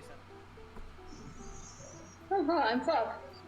Sorry, my bot didn't let him say it. Anyway, so Emmett Silk is a dirty colonizing asshole. Yes. He is I'm the listening. leader of... Welcome back.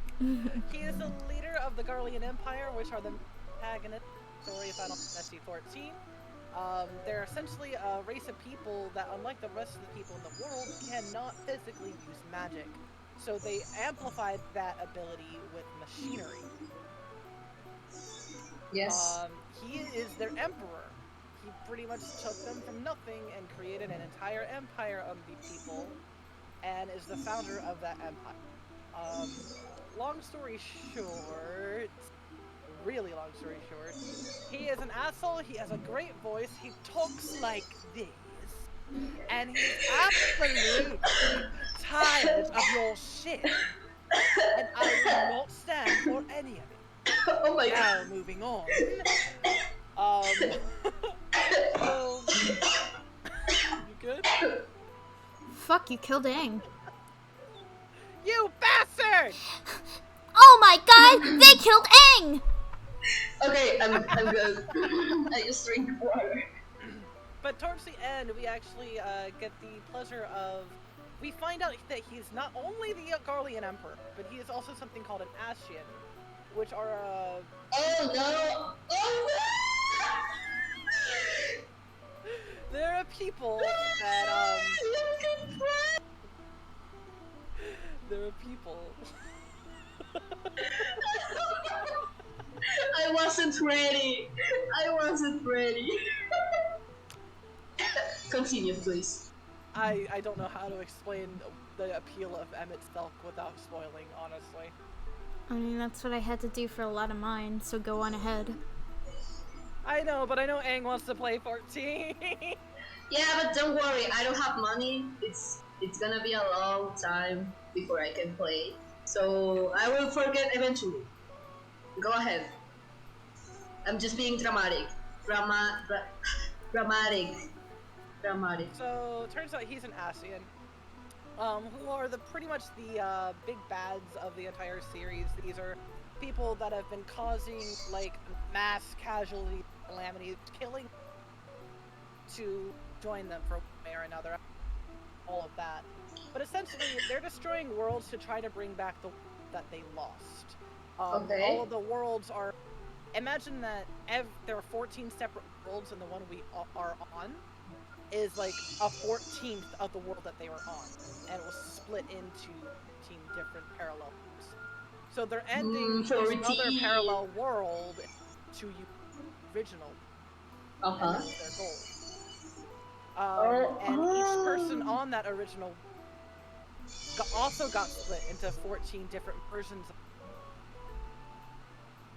and they're like remnants of those souls. And this guy is like one of the 3 main antagonists that didn't lose his memories. So they're trying to bridge together the worlds to bring back they lost to like a terrible calamity that split it. We call that the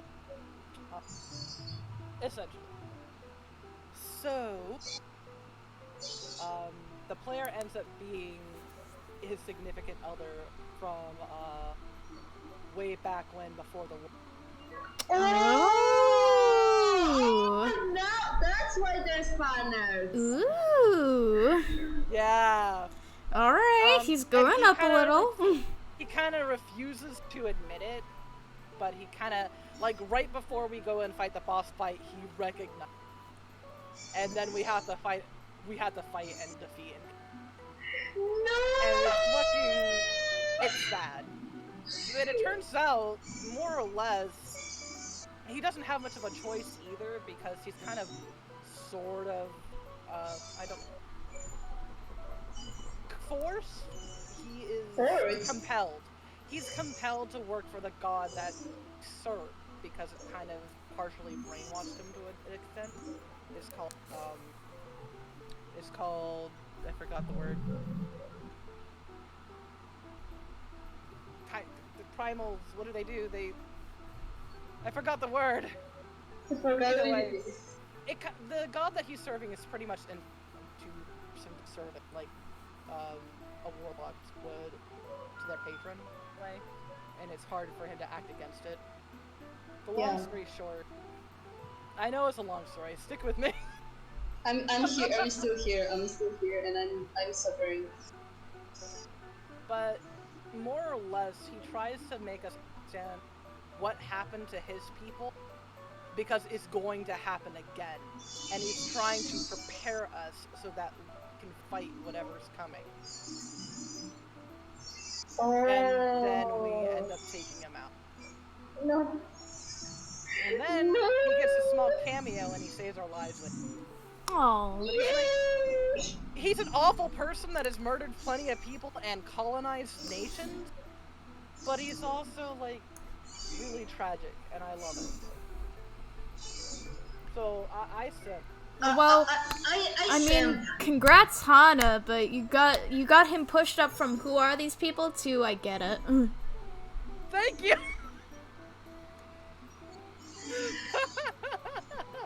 Tragic love stories get me every time. Okay, this one looks like oh yeah, I did put him in Sim. Thank you. I can see the appeal, and I am Don't get me wrong, he's still a horrible person. Yeah. Worlds of people. Okay, but we can excuse him. We just can't excuse abuse or toxic relationships. Bad parents. Bad parents and or bad couple. parents. Our priorities. Okay, so who's this Pokemon guy? The smirking asshole that's grim. Yeah? Okay. Alright. This is Grizzly from Pokemon. He appears, you fight him, and that's it. But... He's hot. I just think he's neat. I just think he's neat. Anyway.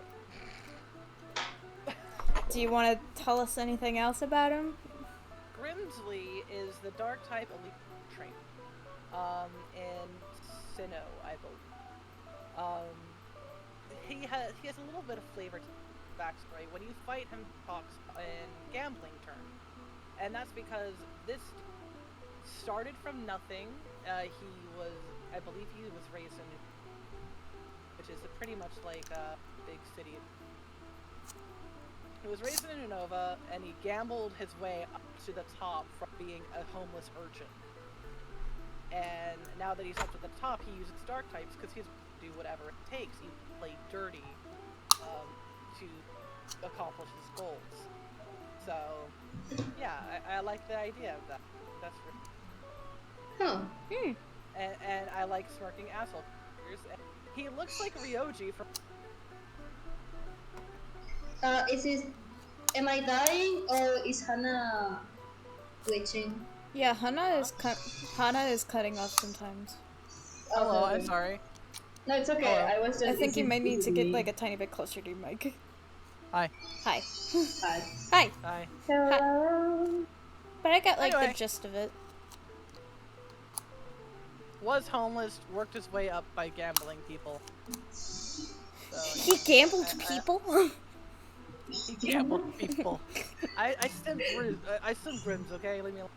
Plus, it's my headcanon that he the elder blooder. He is, what's her name? Marmar? No. I don't know. The bitch in Sword and Shield. Oh, Marnie? Yeah, it's my headcanon that he's Marnie's older. Because they look the fucking same. Like Marnie and her other brother? Yep. Huh. Oh. It's my headcanon that he's their estranged older brother. Alright. I like it. But that's just my headcanon. Look, I write a lot of fanfiction. Valid. Like, it's another situation where I'm like, I get it. Sort of. I mean, I don't know how much I get it. Like, I'm between I get it and not. I won't be insulted if you're like, nah. I don't know. I just don't. I don't know. I just don't get it. Like, I want to say I get it, but I'm like, I don't know. It's not really my thing. It's not my cup of tea. Like, Ida's a Natu, and so is Alistair, and they're not bad. I'm not saying absolutely not. Like, Stop Get Some Help is absolutely not. Nah is just like, I don't get Not it. for me. Like, it's like, I hear your explanation, and I'm not saying that I still dig it, but like, you know, it's not bad. Hi, Chara. It's my neutral. Yeah. exalted. I get it. I know my tastes are fucking dumb. I don't think your tastes are dumb. I just don't care much for gambling. God, it's been like 4 back-to-back of mine, because we got Stein next from Soul Eater. I mean, don't worry, soon enough I get to start preaching about how great GLaDOS is, guys. Oh boy. Can I talk about my wife? Do you got the weird, crazy mad scientist with the screw in his head next? Yep. He's a mad scientist. I have a type for mad scientist. He has silver hair. And he is sometimes crazy, but also a good guy. And he's voiced by Chuck Huber. I get it. It's just not my type. But I get it. I wanted to dissect me from the inside. Well, alright. somebody redeem a bonk. It's free! The mad laugh. Okay. It's GLaDOS. Alright, so guys, can I talk about my wife? I think we should talk about my wife. Hi, this is my wife. Y'all think I like robots, but I really like robots. Robots, or specifically this one? Oh no, robots in general. You should, like, I showed you my robot tier list. It's not exclusive to her. But God, she is the cream of the crop, the piece de resistance, the end all be all. This is a girl boss who keeps winning. Alright, so for those of you who are uninitiated, I don't know how, but welcome. This is GLaDOS. She is the main antagonist for both Portal 1 and Portal 2 by Valve. She is everything you could ever want in an antagonist. She's charismatic, she's funny, she has so many quips under her belt. Every line she says is memorable. There isn't a dull line out of her. She is just absolutely hitting it with all of the fucking bases. She's cynical, and she's just GLaDOS, okay? And like, and she has such a tragic backstory and shit, which I think is very neat, and you could read so much into it about her, cause it sort of comes from a place where she's like this respected member of Aperture Science, but ultimately her wishes and her authority get fucking undermined last second by her shitty boss, even though she's literally been his fucking right-hand man through it all. He just immediately disregards her wishes at the end, and she's so fucking pissed. And so, honestly, fuck all of the scientists in Aperture Science. If being a murderer was a disqualifier for you people for simping, just know that every single person there deserved it. Oh my god! Every single one. And she had her fucking rights. And now she gets to live the rest of her life as the most smartest, wisest computer in existence. And she's immortal and she's great. Hashtag girl boss. She is a dynamite woman. Girl boss. I was waiting for this moment. I could go on for 5 more hours, but I don't know if y'all wanna fucking hear it. I just know she's great. Plus, her voice is that of an opera singer who is amazing. Yes, Ellen McLean just destroyed it. Absolutely. Simp worthy. Anybody who is voiced by Ellen McLean gets my automatic simp because of GLaDOS. I get it. She's in the wee simp and she deserves to be there. She bought the position. She bought. Okay. Damn. No arguments here. My wife!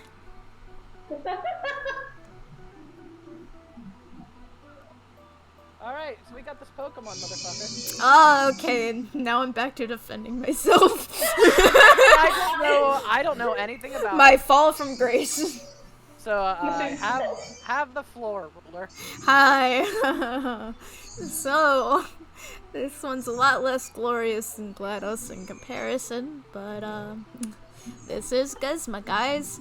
You would think, basically, the 7th gen of Pokemon was a little funny, a little weird with this, but it pulled this thing where you think that he's the main antagonist because he runs the evil team that generation, but then you realize that he's working for an even bigger Urbad, who's actually just like girl boss. And he just and he's just sort of the guy that helps her out, not because he's getting paid, but because he just genuinely likes to be around her. I guess he's her male wife. He's the male wife. But Guzma is like his own fucking character in his entirety. I don't even gotta fucking talk about Lusamine, only for context about him. But we'll refer to him as an antagonist from this point on. But he's just he's an entertaining antagonist. He's like this fucking wannabe gangster sort of thing going on, where he likes to rap, and he also he's the king of the rats. It's the kind of personality that he's got going on.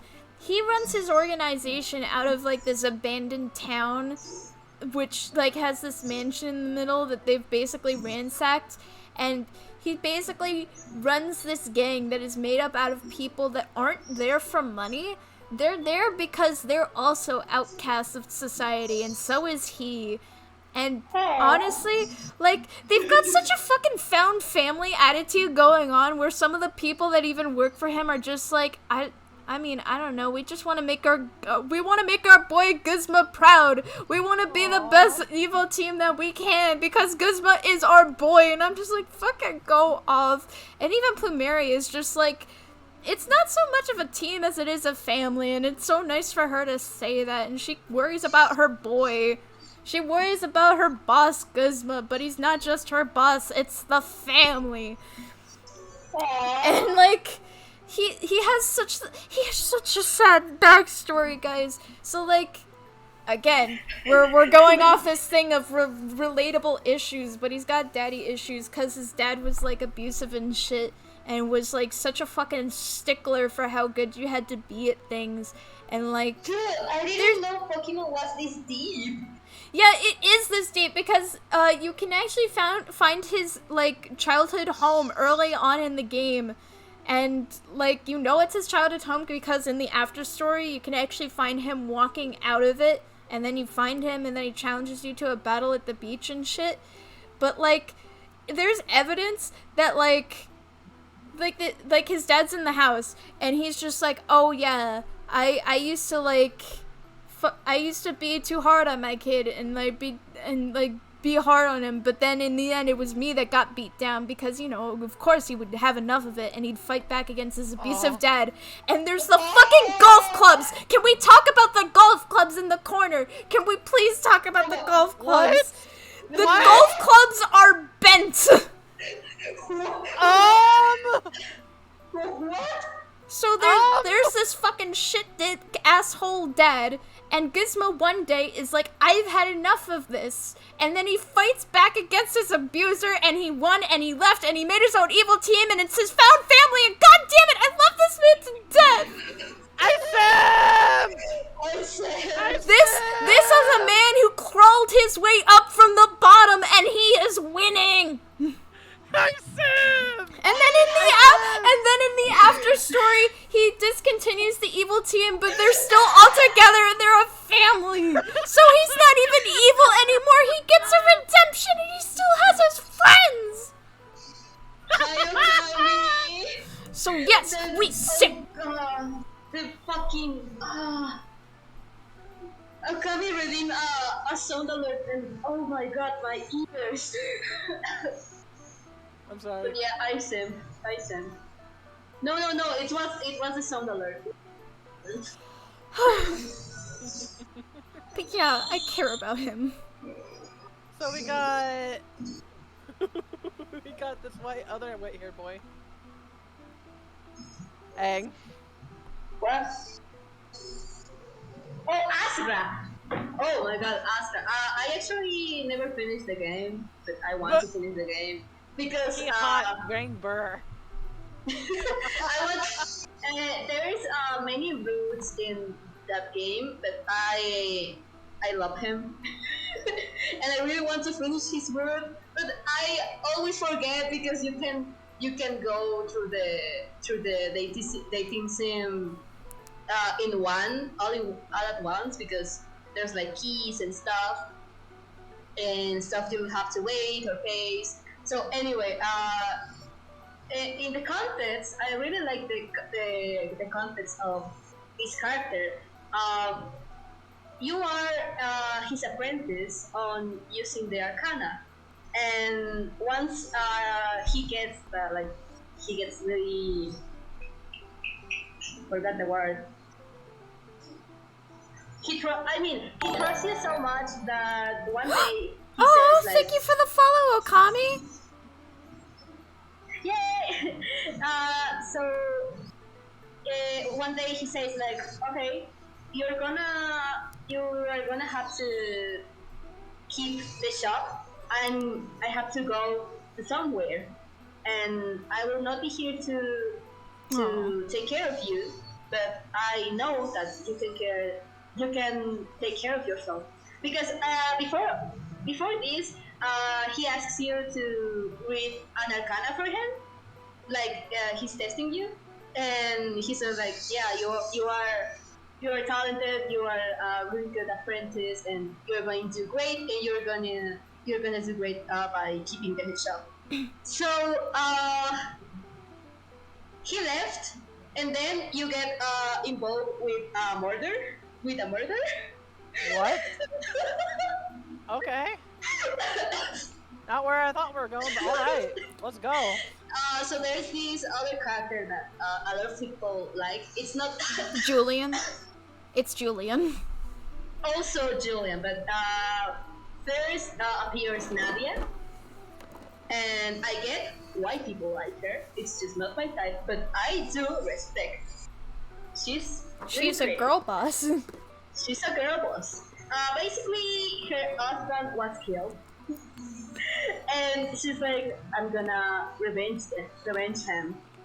So she calls you to resolve the mystery, and you meet these other characters, and that's where the roots come in. But Asra, apparently, at some point of the story, apparently, you have lost your memories about Asra, or something like that, because you remember things like you and Asra were like soulmates and something like that. And I am just a bitch for the trope of soulmates and soulmates.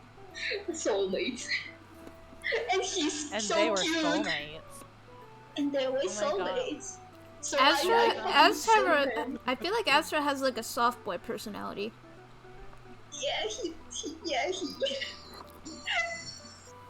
He Asra is like, I respect your boundaries. Yeah. And then he appears bathing in the middle of the desert, and you just watch, because, of course.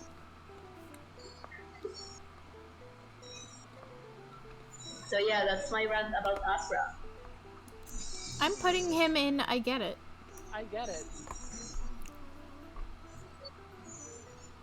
I'm not simping right away, but like, he has respect women juice I'm in his into it. veins. Yeah. I'm into it. Also, a thing that I love about this game is that you can choose your pronouns, and you can change your pronouns. Yeah. You can change your pronouns at any part of the story. So, Oh hell yeah! You don't know the fucking gender euphoria that gave me that Asra called me a day. Oh, hey, Okani. Sorry. Oh, I just got a drink water redeemed, so I gotta go get a bottle of water real quick. I got that stretch ready. Thank you for the stretch. Be right back. Thank you, Okami. Yeah. Oh, I have another one. My next one. Yep. So I hate Kingdom Hearts. I have been a fan since I was 12, and so there's this game Okay. that it's a prequel from the franchise, but not the prequel that is a gacha game for cell phones. No, the prequel that it's for it was originally for PS Vita, but now it has a version on PS4, and it's coming one for Switch, and it's called Kingdom Hearts Birth by Slave. So, oh boy, this is Are we my talking boy. about Roxas? That's Ventus there, actually. That's Ventus, the fucking disrespect. They look the fucking same, Aang! I'm sorry. One's wearing armor! Okay! I'm sorry, Aang. I only saw the top profile of him. I can barely see the I can barely see the shoulder plate. And I also only played the 360 whatever day one on the DS. That's a good one. 365 and a half. That's And fractions and na. Yeah, so it's basically Roxas, but okay, he's depressed too, and he was in coma for like 1, 2, 3, 4. He was in coma like four times. He was in a coma for 4 times. Like he was in a coma from the gacha to the Birth by Sleep, from the Birth by Sleep to Kingdom Hearts 3, and there was time he was in a coma in the middle of Birth by Sleep, but in a flashback. But yeah, he sleeps. I love him so much. Why? Explain to me. He's a softie, and like, okay, so there's this guy, Xehanort, and basically Xehanort found Ventus, and he was like, I'm gonna use this boy, and he made Ventus his apprentice, and then at some point, Xehanort was like, you're not enough, so I'm gonna split your heart in fucking 2, and so he stabs Ventus and split him in 2. That causes that Ventus lose all his darkness. So he's basically, in the terms of Kingdom Hearts, he's basically a pure light prince, because he's pure light, because all his darkness is in another person. So because the guy just fucking stabbed him, he went to a coma. And then the guy just wanted to leave them in an island and left. But then Ventus wakes up, because the story of Kingdom Hearts. I'm not going. Okay. And so Xehanort is like, oh, whoops, he's alive. And Mad respect to you, for one, for trying to explain Kingdom Hearts. I know mad that. respect right there. That is such a fucking power move. Okay. I know that you are not getting half of it, but just hear me out, okay? So where I'm trying to go is that Ventus, it's brought to this new master, and with Terra and Aqua, that they are the other 2 protagonists of this game, and he's fucking dead inside. Like, no, seriously, he's fucking dead inside. He's just like walking, but his eyes are like, you know, in anime that eyes are like dead. He's like that, and he's like that for like a year or something. And it's his mental state is so bad that when Terra comes to him and is like, oh, what's your name? And he fucking breaks down. He's so fucked up that he just starts to scream in pain, to cry, and then he faints. And then this is all like flashbacks, And then you see the playable baby, and he's a fucking cinnamon roll. Because all the people just cared for him, and I just want to be his friend.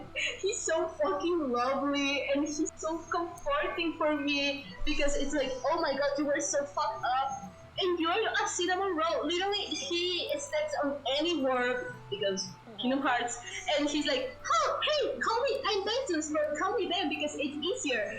And everyone is all Ben, and everyone just calls him Ben. And at some point, you forget that it's called Ventus, because everyone fucking calls him Ben. Also, he at some point meets Stitch from Stitch, and he's like, "Oh, call me Ben." And he Stitch can fucking talk, but anyway, I love his character.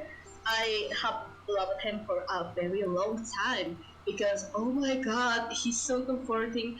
And he also appears in the gacha game in mobile that takes place a millennia of years before any game.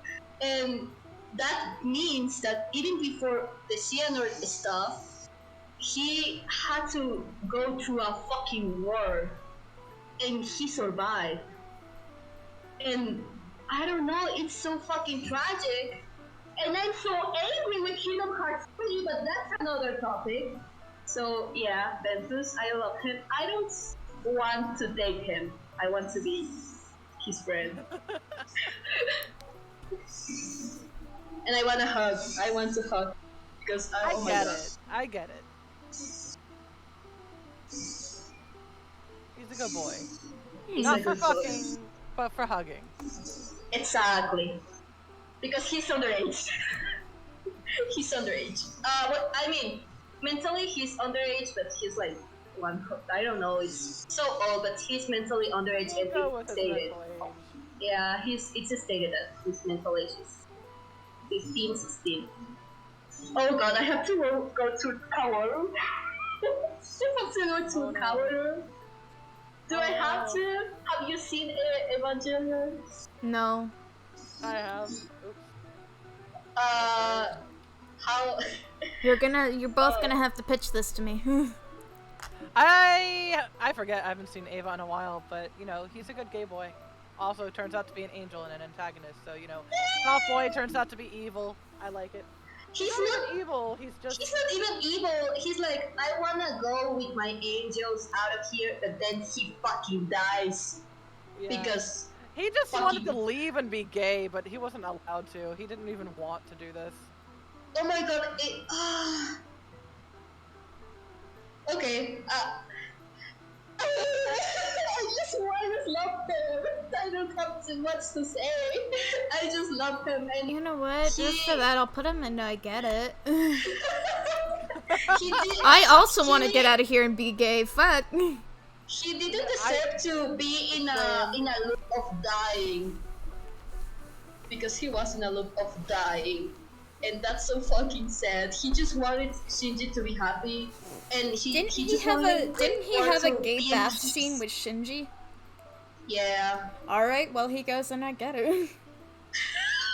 Gay awakening. Get that gay ass. Gay awakening.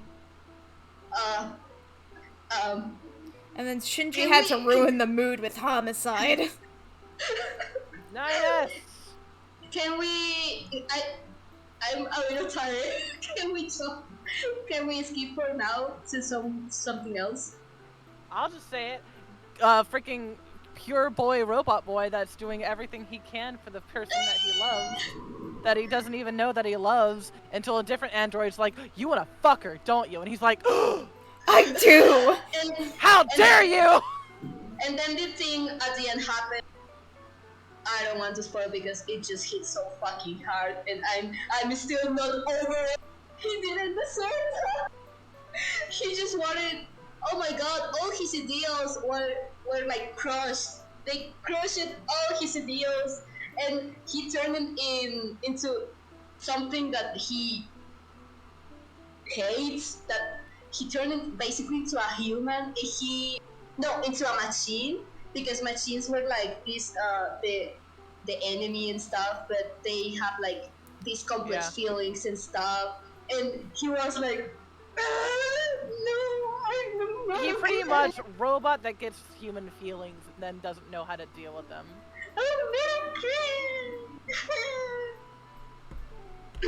Oh, So I he's cute. basically sim. I'll put him in. I get it. I get it. I get it. Okay, so all of these are pretty much you. You got. I just have two more. I don't sim for this one actually. Oh, why'd you send him to me? Because he's handsome. He's sexy. Is that it? He's I get it. handsome, I get and it. he has cool personality. So yeah, that's pretty much it. I get it. Let's go. Loftiest one sentence starters. And Look, there's Fi. one sign is just he's sexy. Let's go. Yeah, he's just sexy. And then there's Fi, that he's from Tsubasa Chronicles. He's basically a magician, Magician? A magician. He's a magician. He used to have a twin brother, but because they were like cursed, the both brothers were like cursed. They sent them both to a tower when they were supposed to die. One was at the bottom and the other one was at the top, and they weren't allowed to see each other. The two brothers. So eventually they were able. The Fi was able to leave, and Fi wasn't actually his name. It was his brother's name, but his brother died while helping him to escape. So the thing is that he has this dangerous magic that if he uses his magic, the king that put he and his brother in that tower will be able to find him. So he's a magician, but he can't use magic because he will be risking his own life. But then when things are like really bad and he's with this old party, he's like, everyone is gonna die, and he just goes, okay, I'm gonna use my magic, and he saves. Noble sacrifice? No. Yeah, he doesn't die there. Oh. But the things happen. They keep traveling from between worlds, because that's the series about, and then they end in this place called Tokyo, because and there's a lot of plot there. But so Shaoran has a clone, and basically the clone came. There's plot, and then the evil clone that it's not evil. It's like being manipulated by the evil guy. He goes to fight, and he takes his eye, because his eyes are where his magic come from, and he takes his eye, and Fi is dying. He's died because he gets really injured. Besides that, so here, okay, let me get this straight. If Evangelion wasn't my gay awakening, this guy was. And because there's this other guy that comes, and there's vampires there from some reason, and they basically like make them. Basically, the guy that we're always fighting with Fi makes a sacrifice to keep Fi alive.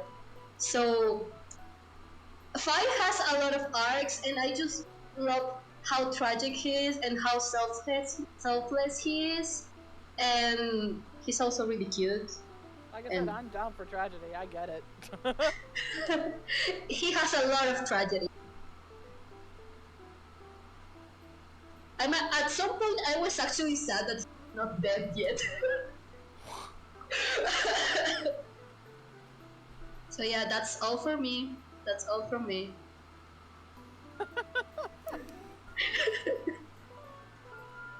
I have a type. So anyone watch Code Geass? Nope.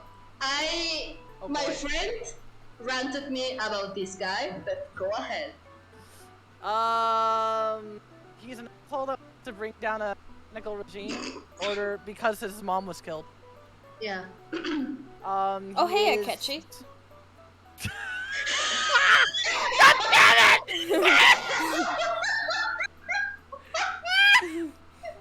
I get it. Yep! He wants to kill his dad because his dad killed his mother. Yo, really? God damn it. Yeah, that's it, actually. Well, alright. I'll put it in, I get it. So he's essentially a prince. His mom was like pretty much assassinated by his dad for one reason or another. He doesn't know why. He took his sister, who was handicapped from the ordeal of his mother's assassination. He renounced his claim to the throne, went to Japan, which was colonized by Britannia, and now Japan is like an area that's lost and been stripped of its name and identity, and people are trying to rebel. Eventually, oh, also, his sister's like his sole reason for living. He loves his baby sister, and he will do anything for her. Absolutely anything. He wants to create a world where his sister won't be discriminated against, that she won't be used as a political pawn because she's a princess. And he wants to create a world that would be kind for his sister. That is the whole reason he's doing this, and to find out why his mom died and to get revenge for that. So, long story short, some lady was just like, yo, kid, you want superpowers? And he's like, hell yeah, I want superpowers, let's get in this. So he gets superpowers to where he can look people in the eye, and they'll do whatever he wants them to do, follow whatever order, but he can only do it once. But he can make them do whatever he wants. And yeah, and with utilizing this power, he tries to take over the entire country back from Britannia, lead a rebellious regime, all for the sake of finding out why his mom died and to make a better world for his sister. He ends up becoming emperor, ends up becoming a martyr, and ends up actually completing his goal. He's incredibly smart, he's incredibly handsome, and he's got a great voice actor. That's Lelouch. I simp. I sim. You know what? I put it and I get it, but after hearing you and hearing my friend, I'll have to watch I Code sim. Geass now. And also Clam carries all my gay awakening. fucking Clam. Yeah. Fun fact, in the original manga itself, it didn't have the nightmare units, which are all manga. It was just a political drama with a bit of a slice of life thrown in, along with the power. The anime thought, you know, that's too boring. Let's throw giant robots into the mix just to make it more exciting. And that's what happened. I mean, that's okay. Yeah, the manga was like only like 6 volumes or so. Like, needs giant robots, and then they made like 3. I will do that too. I love mecha. Next one is from Mystery Sculpt. Oh yeah. Lewis, I believe. I Lewis. know who this one is. Surprisingly, I know who this one is. I get it. Yeah. Who put him there? I mean, I put him in here. Oh, because I we found both him on have the same site. reaction. Because we both have the same reaction. I feel like he belongs in the polyamorous relationship of the three. Yeah. I mean, does the other one like her? I think so. Or are they just friends?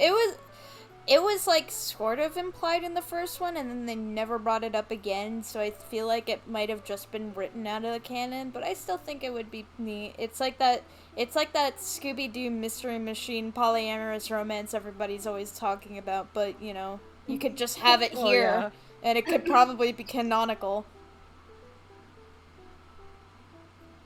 I get it. Loki. Yeah? Oh, I said Loki. I'm sorry. What are you guys ranking? I forgot. I skipped this up because I'm dumb. I don't know. I guess, like, I could put it in I get it. He's neat. I mean, the song slap. Yeah. I mean, he's a ghost after revenge, and honestly, he's perfectly justified in trying to get it. Yeah. He kind of got snuffed out so early in his life. I really like the fact that when he threw the other kid down, you could tell that he felt bad for it and regretted it, and he's like, oh shit, what have I done?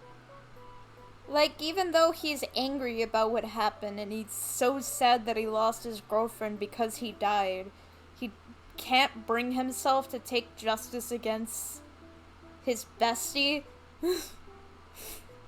I put him in nah because it's not for me, but he's a good guy. Yeah, you know what, I'll put him in not too. I'd put him in, like, I get it, but, like, I don't know. He's a good character, but not for me. Y'all know my type. Or do you, I don't know. Alright, we got Loki. Oh boy. Mischief God, lies through his teeth, you know. Marvel Loki. Yeah, Marvel Loki. Okay. So anyways, there was that time that he cross-dressed because his brother had lost his hammer to this, like, giant, and then his brother also The cross-dressed. Marvel Loki. Oh, okay. I get it. It's just not for me. I used to simp. I do not anymore. I think that has moved on for me. It's not my time. Bill Cipher was my Loki, so I know nothing about this Loki, and I don't really care.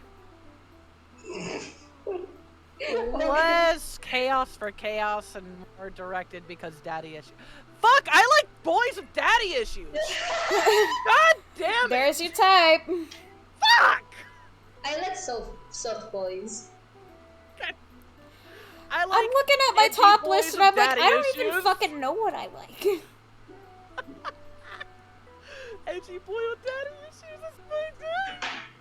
Pale skin daddy issues might be evil. Those were my things. Oh, yo, Maxie's next. Maxie! Woo! Who's that? Another Pokemon, Pokemon the and tag. Okay. Let's go. First of all, I simp. I get it. So I'm already putting up there. But preach, Metys, preach. Oh, right. So I have the floor now? Alright. So this isn't a case of I need to defend myself. This is a case of I need to advertise Maxie to the rest of you so that you understand. To the story. Maxie had first debuted in the 3rd generation of Pokemon, but this is a special case where I don't particularly simp for the 3rd generation version of Maxie. I simp for the 6th generation remake of Maxie because they both have they share very similar dialogues because of course it's a remake, but he has extra lines and it establishes much more of a personality for him. So 3rd gen, he leads the evil group called Team Magma. They're basically eco-terrorists that want to they find out about this Pokemon named Grandon that can cause like magma and stuff to shoot out of the ground and stuff. It controls lava and shit. And he wants to get a hold of that, so does Team Magma, because they want to expand the landmass of the region and of other regions so that, you have more land, you can have more infrastructure, you can have more habitats for Pokemon. It's not very good or smart or justified because then what the fuck happens to the Pokemon in the water, but, we never said that they could really be justified, which I guess, now that I think about it, doesn't really make sense for his character because he's canonically like a nerdy type. Like, I get it for Archie because he's like a big buff pirate. I doubt he's really thinking about the semantics of the ecological like backlash because of his actions, but Maxie's supposed to be a fucking scientist. But anyways, I'm not here to talk about his flaws. I'm here to talk about him.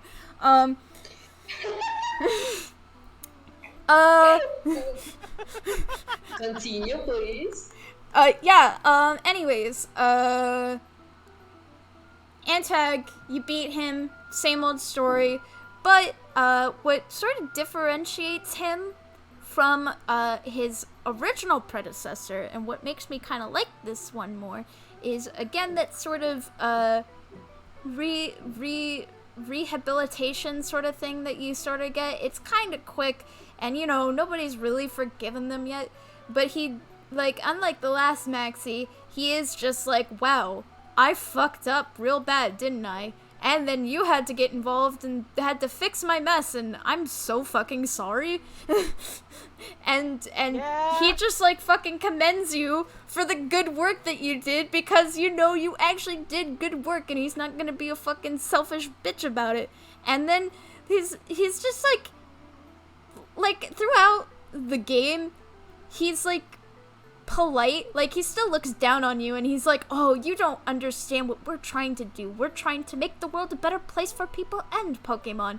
And then at the end he's like, wow, I was kind of stupid. You're like a really respectable person, player. I'm sorry for doubting you. I should have listened to everybody else, and you know, you're welcome at the Magma base whenever you want. You're a welcome guest of ours because you helped save the world. And he's just very courteous, and you know, I like his personality. He's just like a big ol' fucking nerd who clearly does not understand social cues and shit and doesn't know how to get along with people. But he's, like, throughout the thing, he keeps trying to use the justification that he wants to do good by humanity in Pokemon, even though, you know, he just turns out to be a dumbass. But he's clearly trying to take steps to change that, and with Team Magma, they're trying to do better and redeem themselves in the public eye, because their original intention wasn't to end the world, and they don't want to end the world, and they don't want everybody to hate them. He's just a very respectable and analytical and just a quirky person, and I like him. That is fair. I get it. Like with other antagonists, it's like, oh, I want to fucking remake the entire universe, and I want to be God. And then you're just like, you fucking dumbass, that's stupid. And then he's just like, oh, you ruined everything.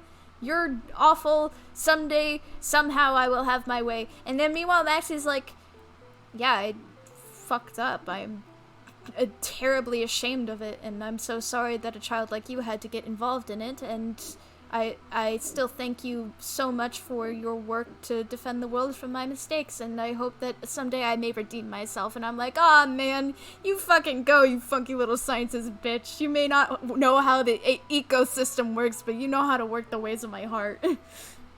No. But Valid. still, what the fuck was he thinking? It is hard to say.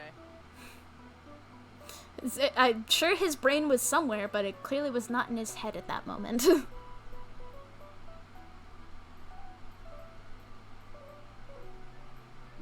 So yeah. I put it in, I don't know. I don't know if he's not my type, but I get it. Yeah. I mean, yeah. That's where I put some of mine too, where I'm just like, I haven't really seen the source material, or it's not my type, but I get it. I see why people would like them. I put him in, we simp because I simp, but I'm biased. Yes.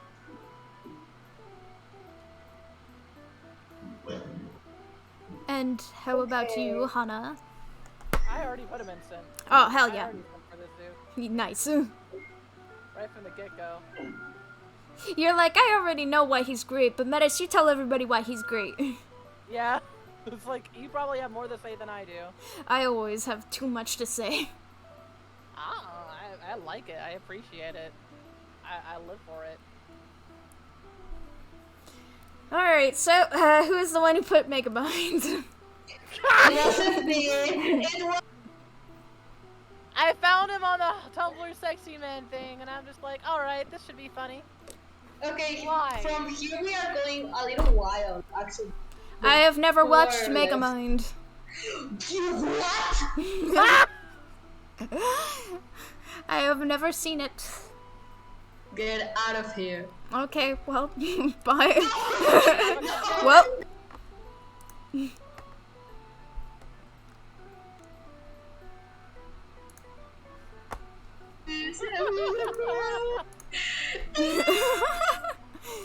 Oh, he's back. Good.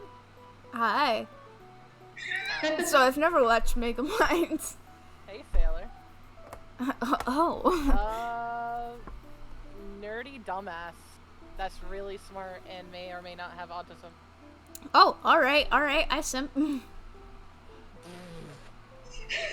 That's all it is, huh?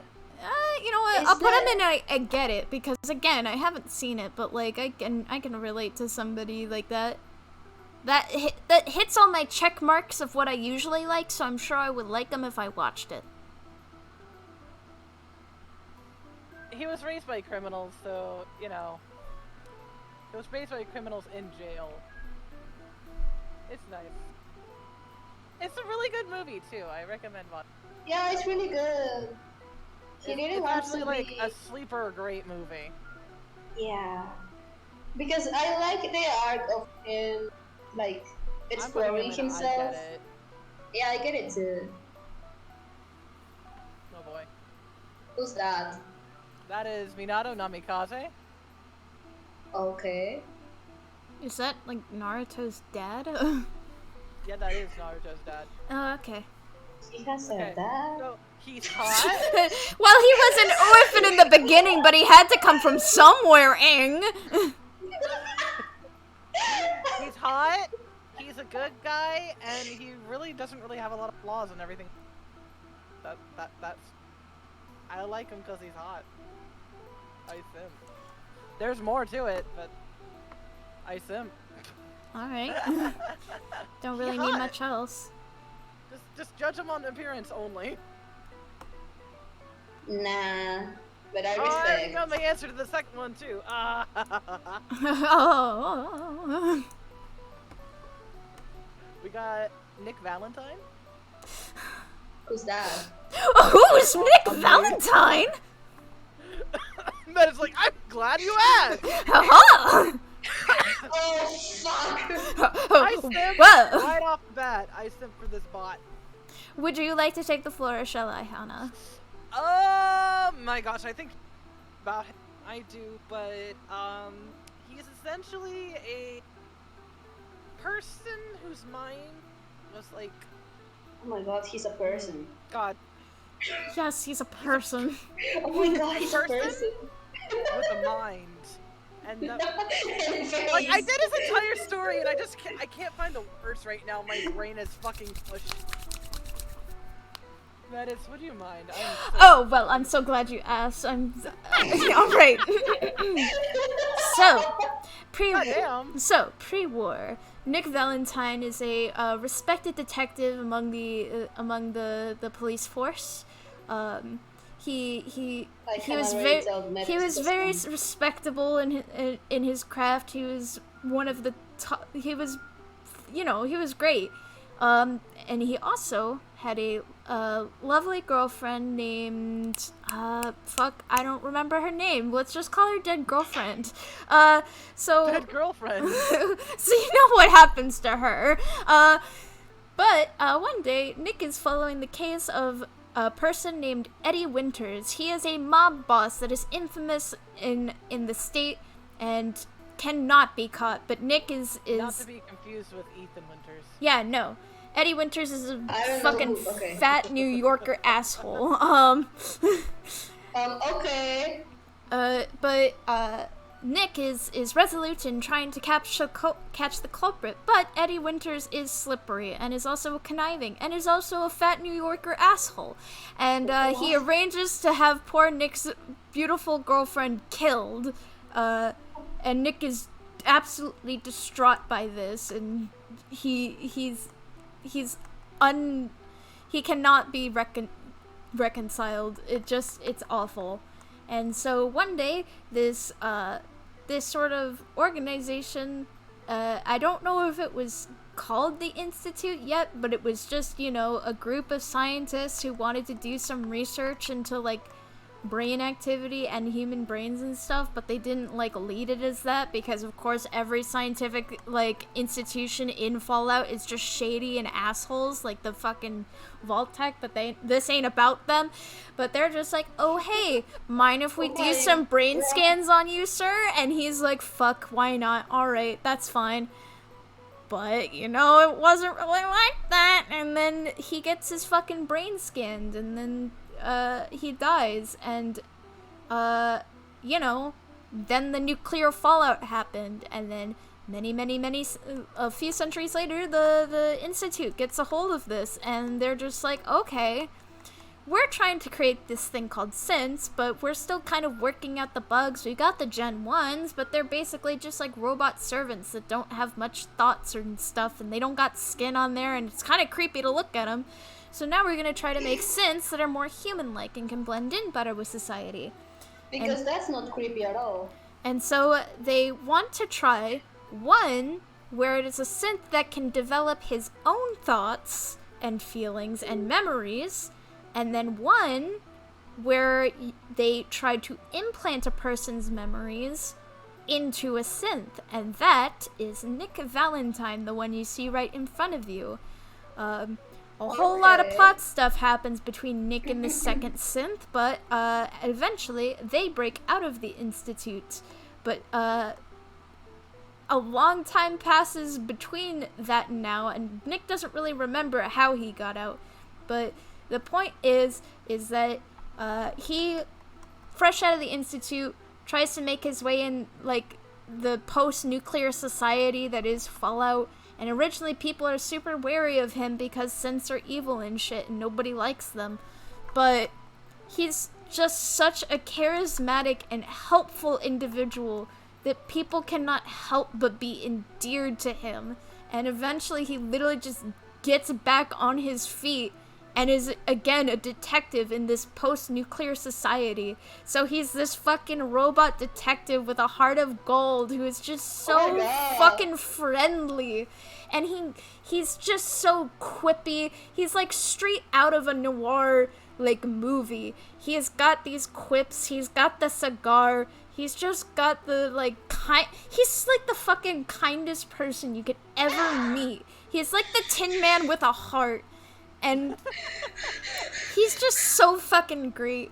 And his... Thank you for the follow, Alice. I'm sorry, but please continue. But he's got such funny like stories and dialogue about people who just genuinely do not understand synths, and Nick being the only synth anybody knows is a synth and is friendly with, he just gets hit with all of the fucking questions about it. So sometimes people are he's got like one really funny story where it's like the first time that he was let into Diamond City, which is like the main town that you're usually finding yourself in. They hate synths because a long time ago a synth did something that killed a lot of people, and so they don't trust them. But Nick showed up one day with the mayor's daughter who went missing, and he didn't even fucking mean to find her. He's like a great detective. He didn't even fucking mean to find her. He came across this bandit caravan that had her tied up, and then he showed up. But because nobody knows about synths, they tried to threaten him, and then he talked about how he was rigged with a bomb to explode, and I quote, he started going beep, beep, beep, and they started fucking tripping over themselves trying to run away, and he just brought her back, and the mayor was like so fucking relieved that he was just like, you know what? No, fuck what everybody else says. You have a place in this city. You're a good man, Nick. And originally he just sort of did odd jobs around like a repairman, but everybody was like, he's a good detective. Can you help find these people? And he just does that now. You know You what? have much better explanations than I am. You know what? I actually sent. I know. He's the bestest boy, and he's not even like the innocent type. That's that's the kind of characters that I love. They're not the innocent type. They're the type that has just been fucking bogged down and dragged down by the worst that society can give them. And you know what? He faces it all with a can-do attitude, a smarmy quip on his tongue, and just the best attitude. And I love him. He's a dynamite boy. I like the cut of his jib. I think he's neat. I love him. Oh boy. It's N. Oh boy! Man, I can't imagine who added that next one. I'm gonna be honest, we've been at this 3 hours, I'm getting fatigued. I didn't think we'd got a lot.